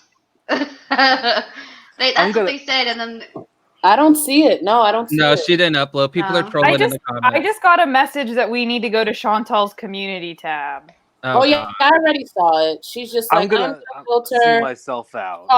Thank you for coming, WiLLo. We need to play Minecraft again soon. Absolutely. I just want to say WiLLo, you're leaving already? I didn't want to stop in. I'm on my phone. I don't want to like hijack the whole thing. I will say one thing. Y'all are wrong. Becky can't work. She's suffering from ligma. So I'm leaving you with that. Good night. Shut up, dude. I hate him. I hate his ass trying to troll us and shit. I guess this is what Foodie Beauty said on her fucking thing. She said, also, don't come here to talk about Amberlynn for fuck's sake. Comments about her will be deleted. Keep your sick obsession about her elsewhere. Losing a bit of weight doesn't give you the right to make judgmental videos for haters with self-righteous better than attitude. But let's be real. At this point, people do this for the money. Maybe I do my videos for coin too, but at least I'm not bullying anyone every video I do just because it's the popular to do. So I have disabled comments, filtered, etc. many times, and I have decided to keep mine unfiltered, meaning I am weeding out all comments, read my weight, all hate comments, and anything that is not constructive or positive. There is enough negativity in this world, and it is not needed. Saying things like, "Oh my God, you look fatter," is discrimination. Oh my God. Says the same Amber and almost finish, Michael. Criticizing a single person's every move is bullying. Saying things like, well, you are on the internet or you should expect people to make fun of you is ridiculous in my opinion. How about we work harder on weeding out the assholes and not allowing them to comment? Well, that is what I'm doing here. If you don't like me or like watching people eat, then don't. Also, I know the calories in the food I eat. I don't need you to tell me. Thanks. Do you? Do you really? Does she? I can't. I hate when they throw the D word around because, bitch, if you want to know what it's really like to be discriminated against, girl. Yeah, even my friend Jules just texted me. I feel like she essentially took back the apology by saying this. The first pretty much. Mm-hmm. This is why no one takes her seriously. Is she kidding? Exactly, Charlie. Like, is she kidding? Chantal, like, my thing with her.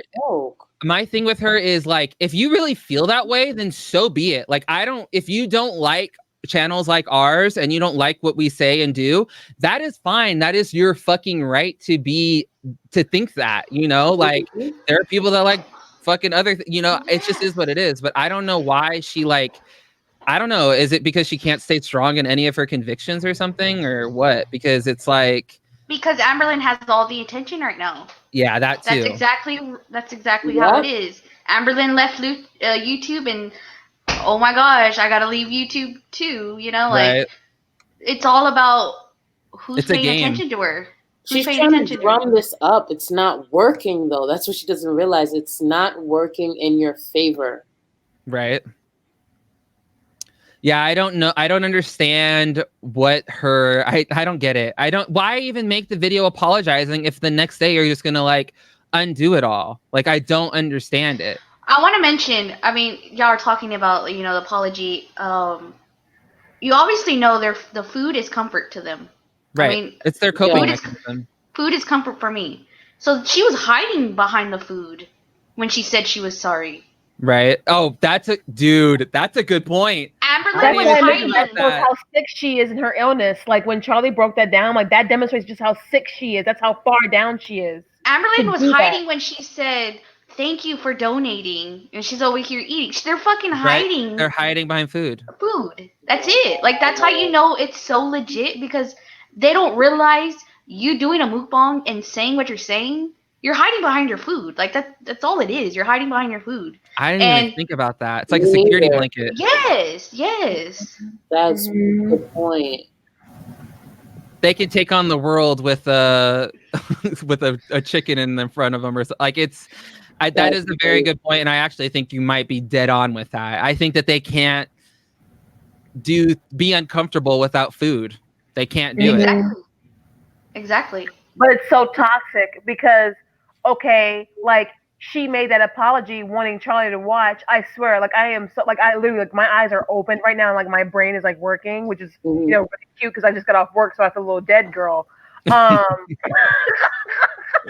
Same. But seriously, like when she broke that down, it's so fucking toxic to the point where I'm disgusted. Like I'm really pissed off. Like I'm tired of these bitches being disrespectful, period. Because see, I think, to be honest, like I've been watching Charlie and I just see her as like strong, like already has like overcome all these things. So you're good. Honey, I didn't know that you fucking have to like eat sometimes before you know what the reaction to some of these people. That makes me fucking sad. That fucking breaks my heart. But see, fucking Foodie Beauty probably knew she could try to trigger you in some form, or like, I don't know, be slippery or slimy and also hide behind food. It's like a double-edged sword, dude. I cannot stand it. See, and I think it's funny. I think it's funny how a lot of people are like, how can you talk shit or whatever? But yet, you don't see us with food right in front of us. You don't see us with, you know, my girlfriend right next to me or my wife, whatever. You don't see that. We're fucking here saying, look, we know what you go through on a fucking daily. We know the whole thing. Like, we know your scam. Like, no matter what lies you tell me, I'm not going to fucking believe it. Exactly. Well, I couldn't believe that she said that one of the rules the doctor set was don't eat in her car. And the first thing she shows us is her eating in her car. Right. Mm-hmm. But it's okay because she's filming herself.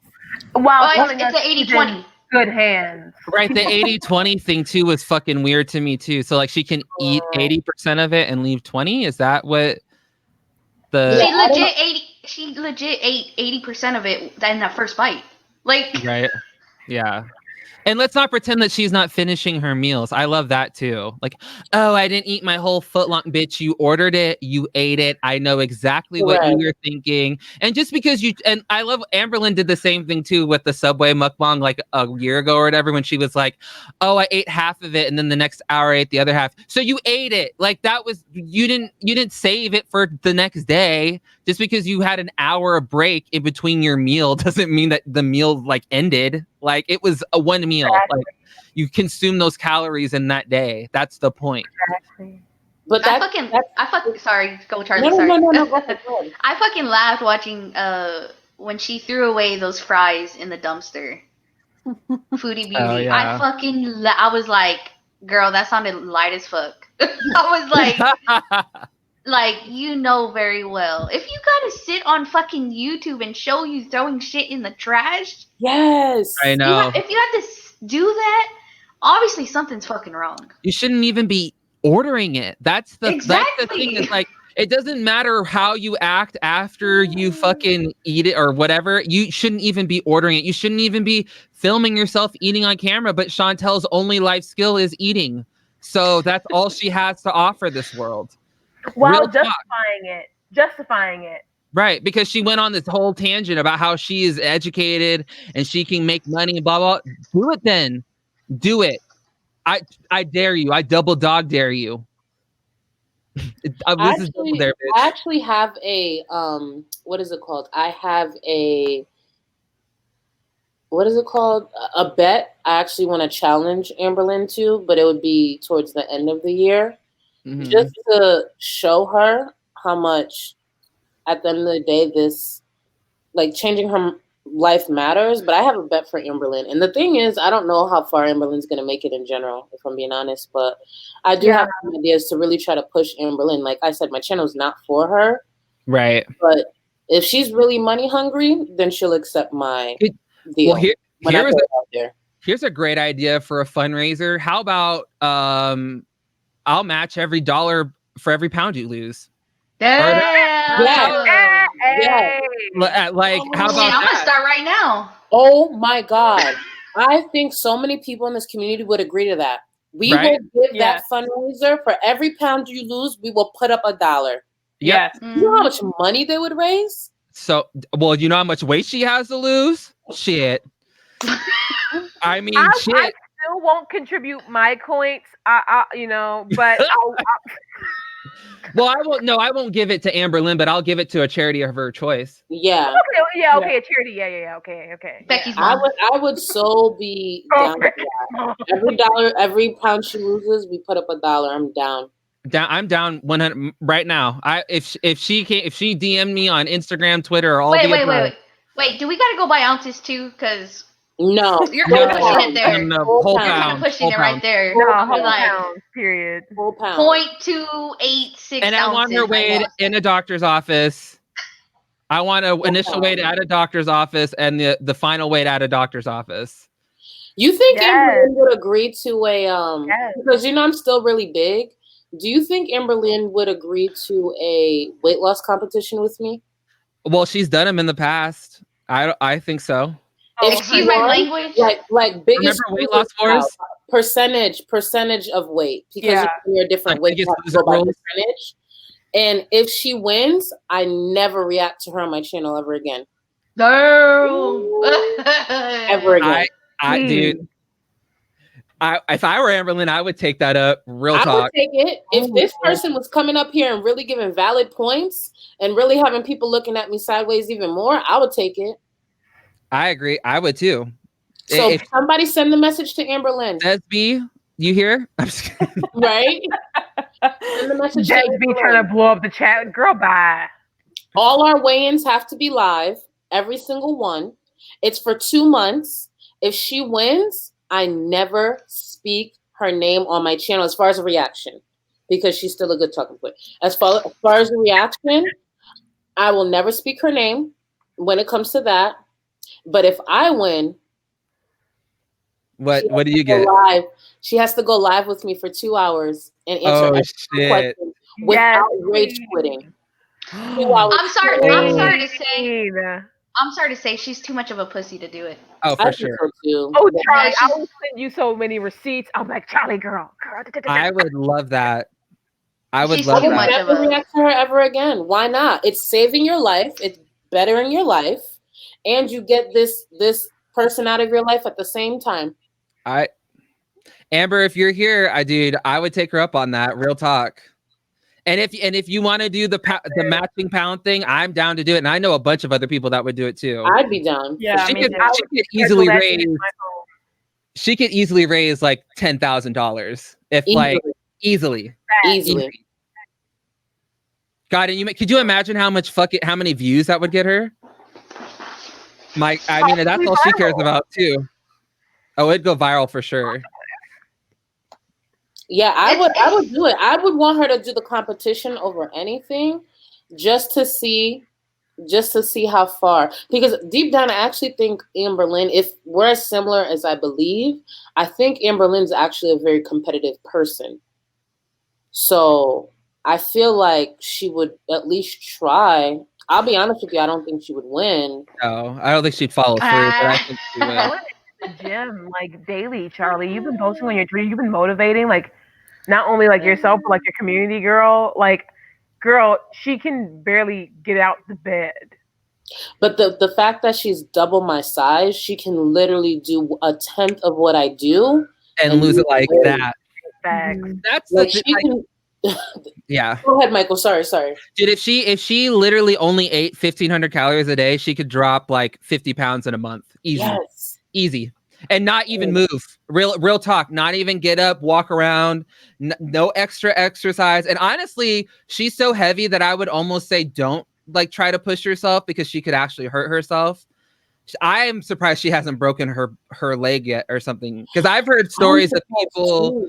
I've heard stories of people like stepping down on their heel and their literal like femur just fucking going through their what's the name of the bone? I should know this because we've literally been learning it. I can't. Rose probably knows what I'm thinking of, but they're like the femur will like literally just like go through their fucking the bone in their foot. I can't think of the name of it, but I don't think she should do extra exercising at all. I think that she should just get up 2 minutes. She should just get up and walk around every 2 minutes. That's it.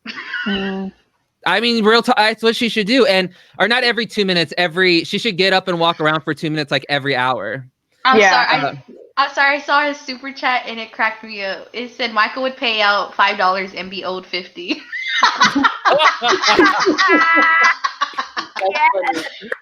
Right? That would be good too. Like every pound you gain or whatever, you owe everyone else money. Yeah. No, now you're sticking your hand in her money. She don't do that shit. Well, she's gonna make money from the video anyway. She don't do shit. Yeah. No. She could do seated exercises and stuff to lose weight too, without endangering herself. But airboxing. Yeah. Oh my God. I'm gonna get going because I gotta work tomorrow. But thanks for having me. Yeah, Rose is ranting everyone on YouTube and Instagram and Twitter, right? Yep. Thank you so guys. much for coming. Bye. Yeah, thank you. Nice talking to you, honey. Yep. See ya. Bye. I like the fundraiser idea, and I like the challenger idea even more. I think that if she's around and she hears that, I think she should take you up on it. Why not? I'm here for it. See, if she takes the challenge, knowing there's money, it just solidifies why she's here.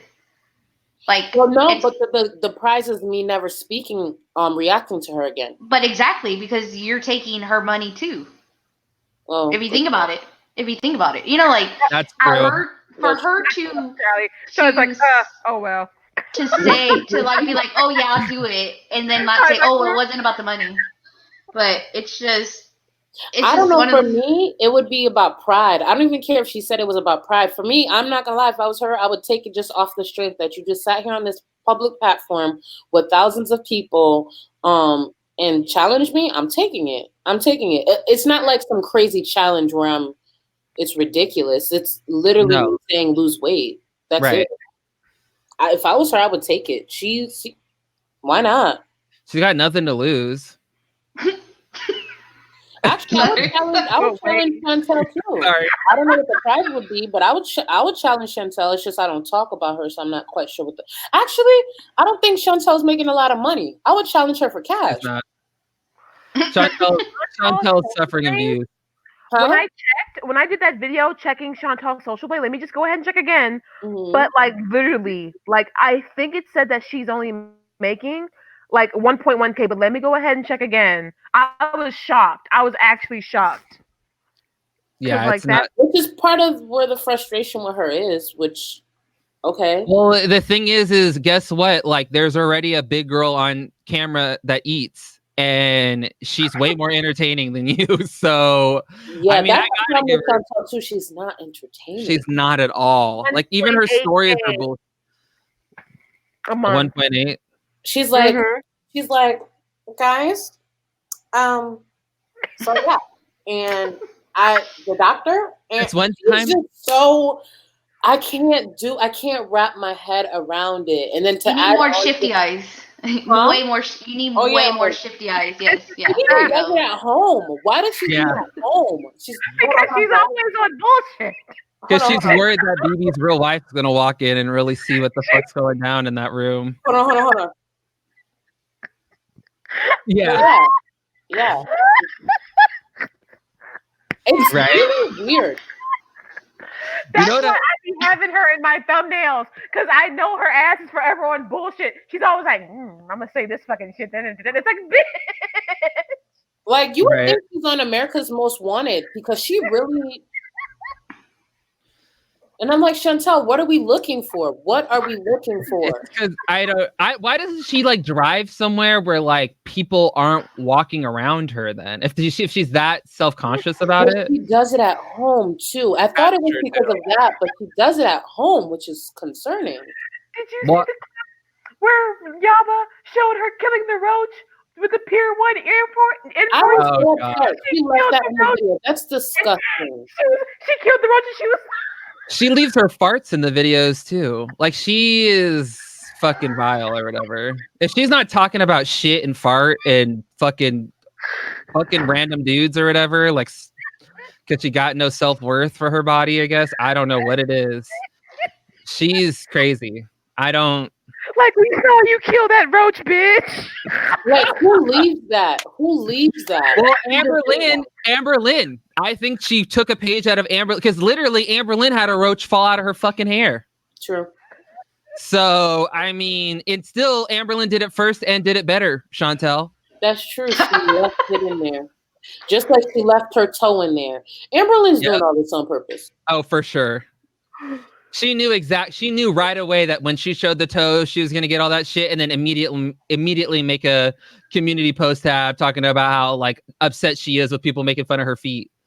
It's like, girl, like you could have blurted out. I know how iMovie works. She could have blurted out, and there was a time difference between the number, showing the number, and her foot. She had a few seconds to just cut it off there. I honestly would have blurted out because it would have been more suspenseful. True. It would have kept people being like, "Ooh, she blurred her toes out." Could you imagine the amount of things people would have been saying? Like, she's an idiot. I legit thought Twinkie Star was on the fucking scale. I was like, holy shit. I was like, God. Like daughter. Yeah. I wasn't even shocked at the number. I forgot all about the number. I was shocked at her feet. I was just like, oh. Me too. I don't know how you could let yourself go that bad. I don't get it. But I mean, do we really want to talk about what else has been let go? I mean, there are times I get it, but at the same time, like, I bathed every day. I took care of my nails. Like, I did the bare minimum. And when I'm saying the bare minimum, I'm saying the bare minimum. Amber just flat out doesn't do shit. I don't think she does anything. This has been confirmed. Said that though. Amber said that sometimes she just doesn't want to get out of bed and not care. Like, I fucking realized that the hard way. Like, because you know how she's always came on camera talking about how, sometimes I just don't like getting out of bed and I don't want to do anything. And I forgot which videos it was. This is already a while back. But I was like, damn, she's dead ass serious. Because I'm like, I can't imagine not even showering. Like, Right. But this has been confirmed a long time ago when Casey showed those messages saying that Amberlynn wrote him that says, "Oh, I take baths now regularly." You know, Oh, like, yeah. and that was a long time ago. Yeah. Oh, you don't know about this, Charlie? Oh God. She's like, I'm different now. I take, I'm a lot cleaner now. I take showers. She had just gotten with Destiny, and she was messaging Casey on Facebook asking like what she could do better in the bedroom, like sex wise. This is the person she allegedly raped her. He allegedly raped her. Mm-hmm. Yeah. So Amberlynn went to her ex to ask questions about what she could do better in bed with Destiny. Yeah. Mm-hmm. Mm-hmm. And this was after, or no, this was before she did the video accusing him of raping her. And Casey has said before that's why, like, after that message was shown, that's when people ask him, like, he said repeatedly, like, I will not speak further about Amber's hygiene. I'm not gonna go further into her smell, because of that shit. Yep. Now that's some tea that I do know. And mind you, Amber was 300 and something pounds during that relationship too. So like, you're not showering at that weight. Yeah. Exactly. To be honest with you, I'm pretty confident that's what happened with the belly button. The only reason why I say that, when it probably was 400, maybe 390. It started a few pounds before that. If I didn't bathe twice a day, my belly button would, like, I'm sorry if someone's eating, but my belly button would get like saucy. It was weird. Yeah, like, because moisture gets trapped in there, and it's a breeding ground for bacteria. Yeah, so I had to bathe twice a day, even though it sucked and it was a lot of energy, and I just didn't want to do it twice a day just based off the energy that I had to give. If I didn't do that the next morning, like, say if, you bathe in the morning, if I didn't bathe at night, the next morning, my belly button would be really, like, irritated. Yeah. Gross. I'm just trying not to completely paint a picture, but no, that's why I did the belly button thing. That's why I thought. I was just like, oh, you're not bathing. A part of me worries because she talks a lot about her losing weight and how, like, she doesn't want to deal with, like, the loose skin or whatever. I have to be extremely diligent about cleaning my skin folds. It's like that. Like, if I don't, I can get infections really easily because I have a lot of extra skin, and it, like, fucking, it's everywhere, and it just is what it is. Yeah. And so, like, if she's already not that, and I'm very anal about keeping myself. I put fucking baby powder fucking everywhere, and like it, because otherwise it gets disgusting.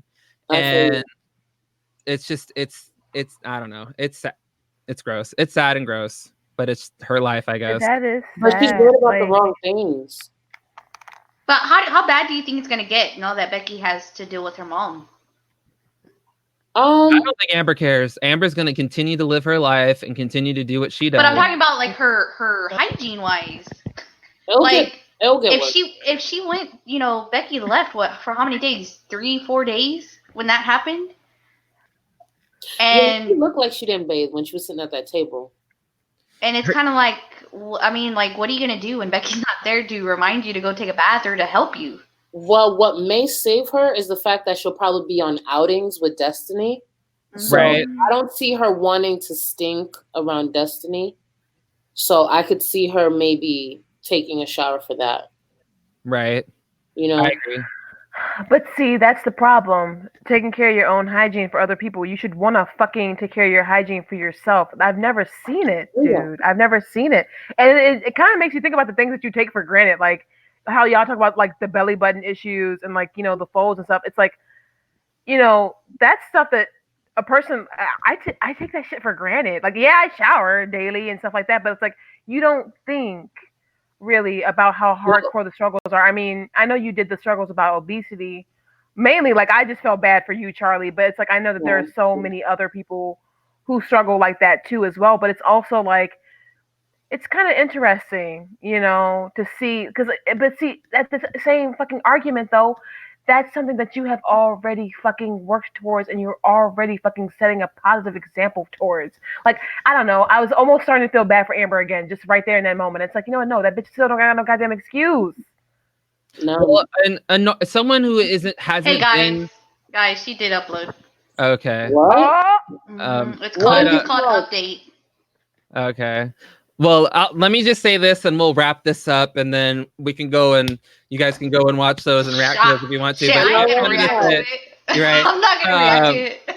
But it's Callie, like someone who hasn't been super morbidly obese, like Charlie or I have, you wouldn't know that. Like a normal person with a normal BMI who hasn't struggled with their weight, they wouldn't know that. And I don't. And someone who like me, we wouldn't fault you for not knowing that or anything. Yeah. But the thing is there are ways to counteract that, and I see my doctor regularly. I see my dermatologist regularly, and we keep track of it. And honestly, I would much rather have loose skin than still being fat. Like I would rather be this weight with the loose skin than 600 pounds again and barely able to breathe, and I'll get it cut off one day, girl. I'm saving all this YouTube coin for a reason. Okay. That, a lot of people ask me, like, because I have a day job and I made good money before this or whatever, but like this YouTube coin, like I save it all.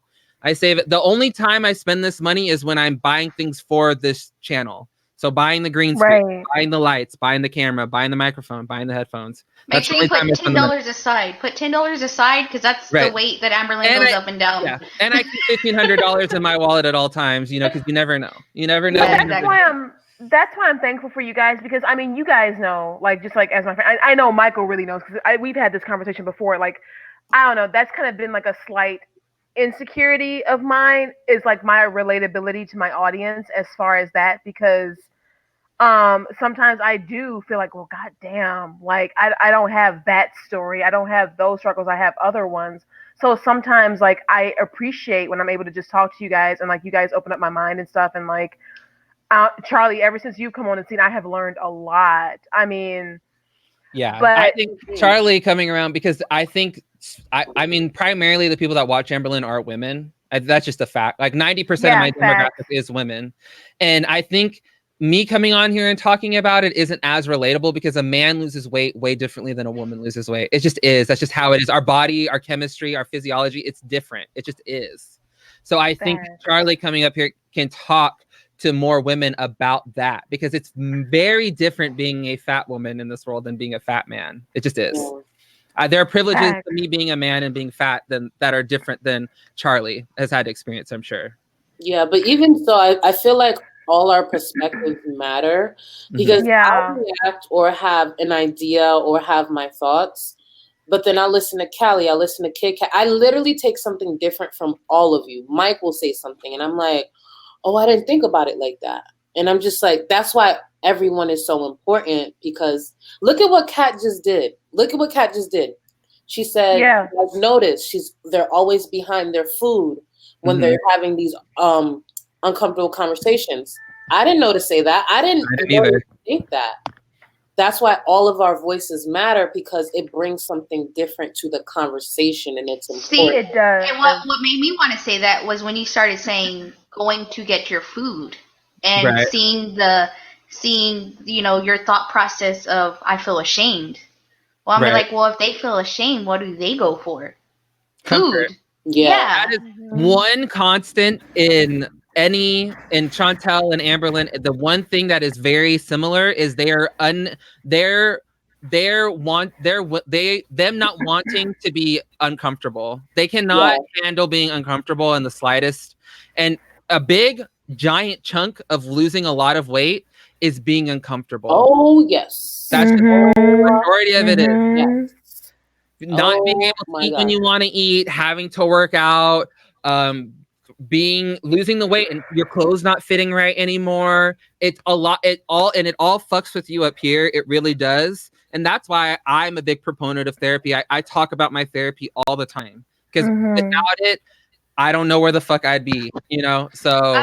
Earlier, me and Charlie had talked earlier this morning, and she had asked me about my weight loss, which I told her that I had lost weight. I lost 20 plus pounds, and I gained it back.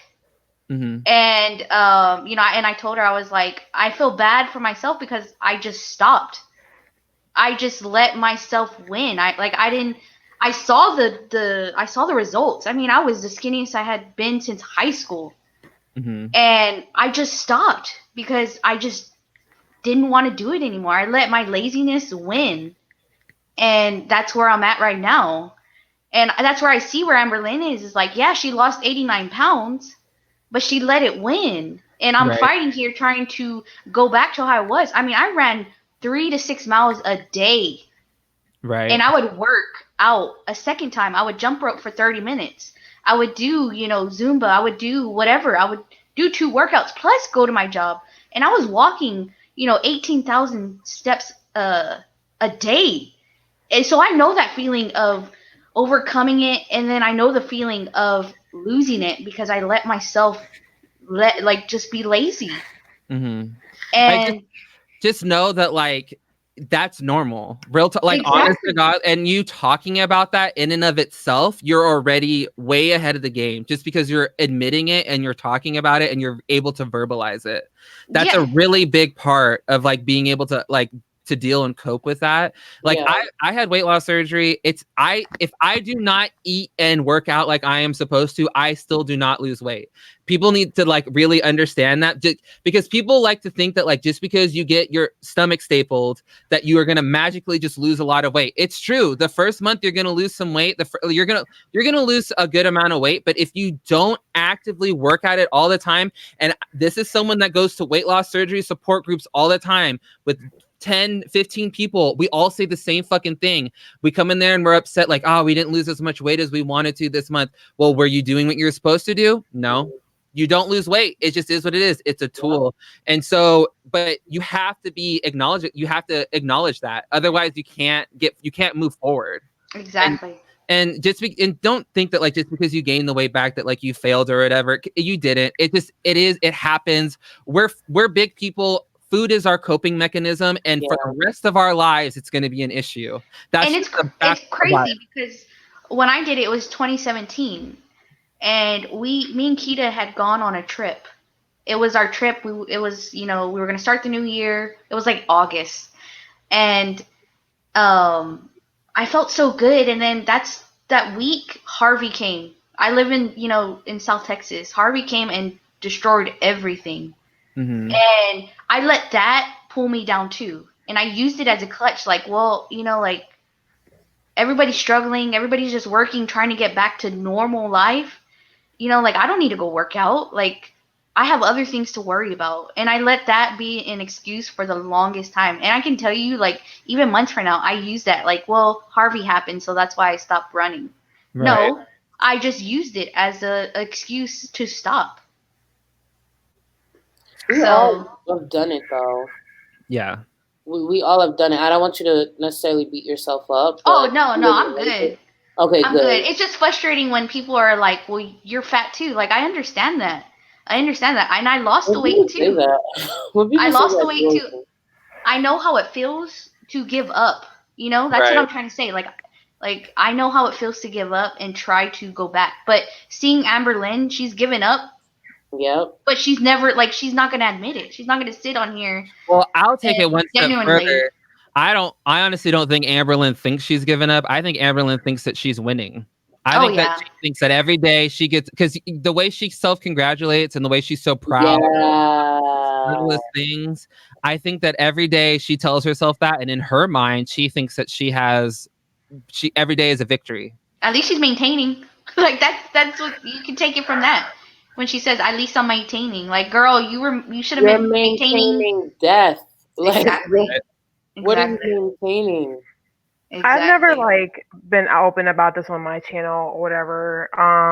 But I just feel I feel bad. But a thing about me, only really close people to me know this. But when I take my breaks and stuff, when I get really depressed or anxiety, there was a period of time when I was having panic attacks, maybe 3, 4, 5 times a week or whatever. When I get really bad mental health wise, I actually don't eat. And I had a video. It's down now because I need to I need to redo that fucking video because the quality was bad. But I had a video on my channel, my scoliosis story, and it was literally when I came on talking about my scoliosis and stuff. And this was only maybe 3 or 4 years ago, and I was fucking skin and bone. You could see my collarbone and all that shit. And like I'm literally on there talking about how I'm happy and I'm in a good place, but that was exactly when I was fucking panicking 3, 4, 5 times a week with a fucking boyfriend that cheated on me. And so because like I'm in this community, like that's like a thing that I've always kept to myself, and I deal with like with therapy and stuff like that, or like whatever, like especially like not having my therapist for that month really fucked me up, because when I get really down, when I get really depressed or whatever, even if I have like anxiety, I don't want to eat. Like I don't want to, like, it's always made me feel very like uncomfortable to be open about that because of the type of community that I'm in, because I don't want to promote that behavior, and that's something about me that I've always kind of kept to myself, that people like, and so that's why like when you guys talk about this, it's like I know I can't relate, but it's almost like I mean I'm not like whatever, but like yeah, I've gone like maybe 2 days without eating, and then I know that that's not good, but like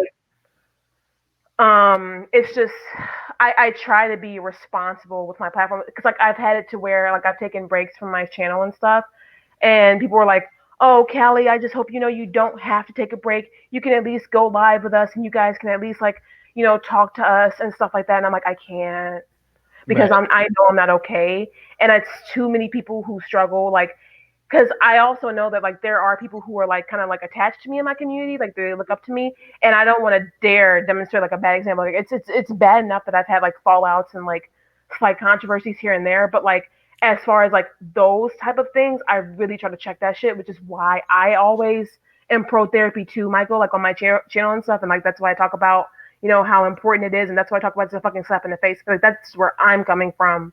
But like it's actually been hard for me to open up about that, and it's like knowing that's like that dark side of myself, you know.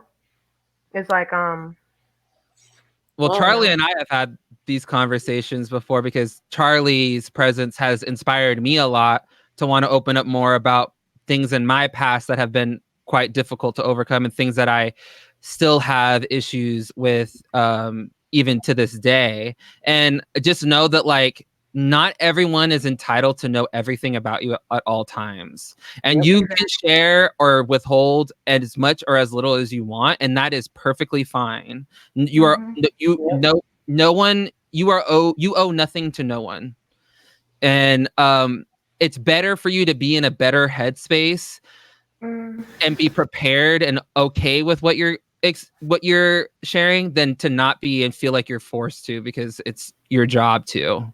Well, that's why I love you to death, Michael, because like, you know, you've been my friend for like over a year, like, and that's why, I mean, I know I fucking like, you know, some people say I ass pat you in almost every video, whatever, but like, you know, bullshit. But like, you've been an amazing friend to me. You've been like, I swear, like the only like creator friend of mine to where like, it's kind of weird. Like if you don't hear from me for a while, you just hit me up. Like you're like one of those type of friends.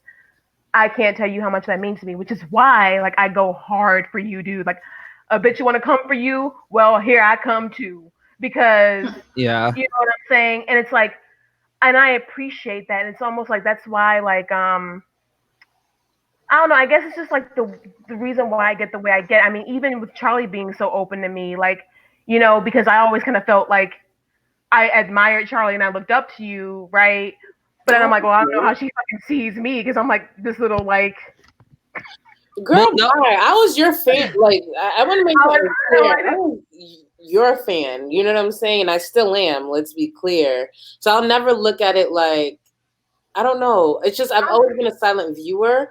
It's as of recently I've learned the importance of commenting. So that's the reason now I try to go out my way to hit thumbs up and comment. But I've always been a silent viewer. Girl, I've been around.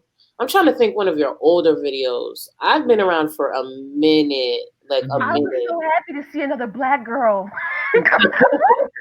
Well, in the community.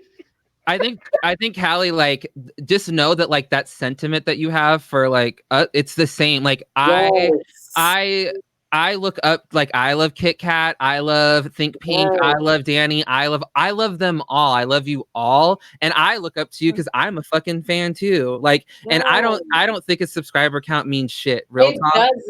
It doesn't mean a fucking thing. I'd rather have 5 motherfuckers that fuck with me real hard than 1,000 that don't. You Exactly. know, so that's how I Or look at it. 130K that don't. Right. And I look at everyone, right? So I treat a lot of like my relationships with other creators like I do with my real friends. Like that's how I am with my real friends too. Like I'm always that person that's like that'll send that random text in the middle of the night because I'll be like thinking of that random thing we did and I'm like, oh, let me just see how they're doing. I haven't heard from them in a while. Like that's just how I am. That's my personality. I think that comes from me being a single child though, because I don't have siblings, so I don't have people always in my business. So like I'm cool with like not talking for a little bit and then talking again after a week. That's just how I am. I'm an only child too. I remember that's like how we like vibed. Right. So it's like just know that like I'm a fan of yours too. I'm a big because if I wasn't, I wouldn't talk to you. Yeah. That's how I am. If I don't like something, I don't like something. And I know that's why a lot of people get on me for being so like nasty to Amber Lynn sometimes, whatever. But it's like I don't like her, so why should I be nice to her? Like that's what I'm saying. I mean, she won't listen. Right, that too. At all. At all. There's no helping her. There's no helping a person that doesn't want to be helped, that can't help themselves. That's why like I feel like the efforts in the community is just like it's more effective, just like amongst us, like getting to know each other. I'm sorry, KitKat, like. I only like know you through like a few videos and like Twitter and stuff, but you've been cool like always, like what I'm saying. But like, no, you're good. You're good. Thumbnail queen right there. Yes. Yeah, her thumbnails are killer. Oh my god. Thank you. Facts. Michael, I'm still waiting. Oh, for I'm down for the Photoshop lessons, girl. Still waiting. Listen, we gotta get on it. Between Kat's thumbnails, Mike being savage, and Callie pulling out receipts, I never want to be on the bad side of this community. I'm good. Right. I am good. I am all the way good. That's because I was like, man, I want to do like a fan art of each creator that I know, but I'm like, but I don't want to come off as weird or anything because like I don't want to be like, I want y'all to take it as a joke because all my thumbnails are fucking like. Yeah. Joke like. Well, can me and Drake be in the thumbnail, or is that push? Girl, y'all be getting married by the creek Becky's mom got married by. Yeah. That big heritage. Woo. Put me and Drake together, and you can draw whatever you want, girl. Listen, girl, and Pillow Mountain will be there. She'll be losing that weight. Casa Grande can cater.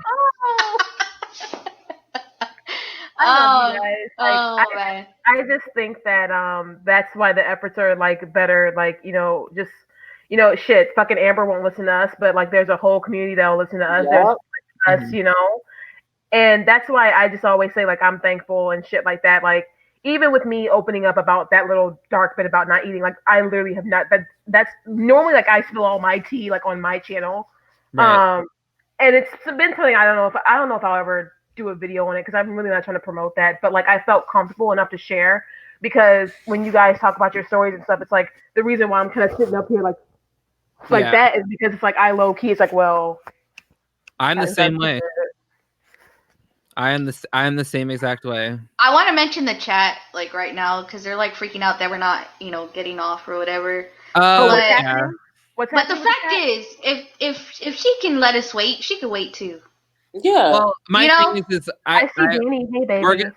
We're gonna wrap it up. I love you too, Danny. I mean, we should just wrap it up here. I just want to thank all of you guys so much for coming on here. WiLLo, Rose is ranting. Thank you so much for coming on. KitKat, drop your social media. Let them know where they can find you. Everything is KitKat Reacts. Twitter. I'm mostly on Twitter. And if I don't post on YouTube, I'm mostly on Twitter, and I usually have some jokes. Yes, you do. I kind of have to time myself. I'm like, okay, it's been 10 minutes. You can let out another one. But yeah, it's KitKat Reacts. Follow me, sub, whatever you want to do. Charlie Gold, let them know where they can find you at.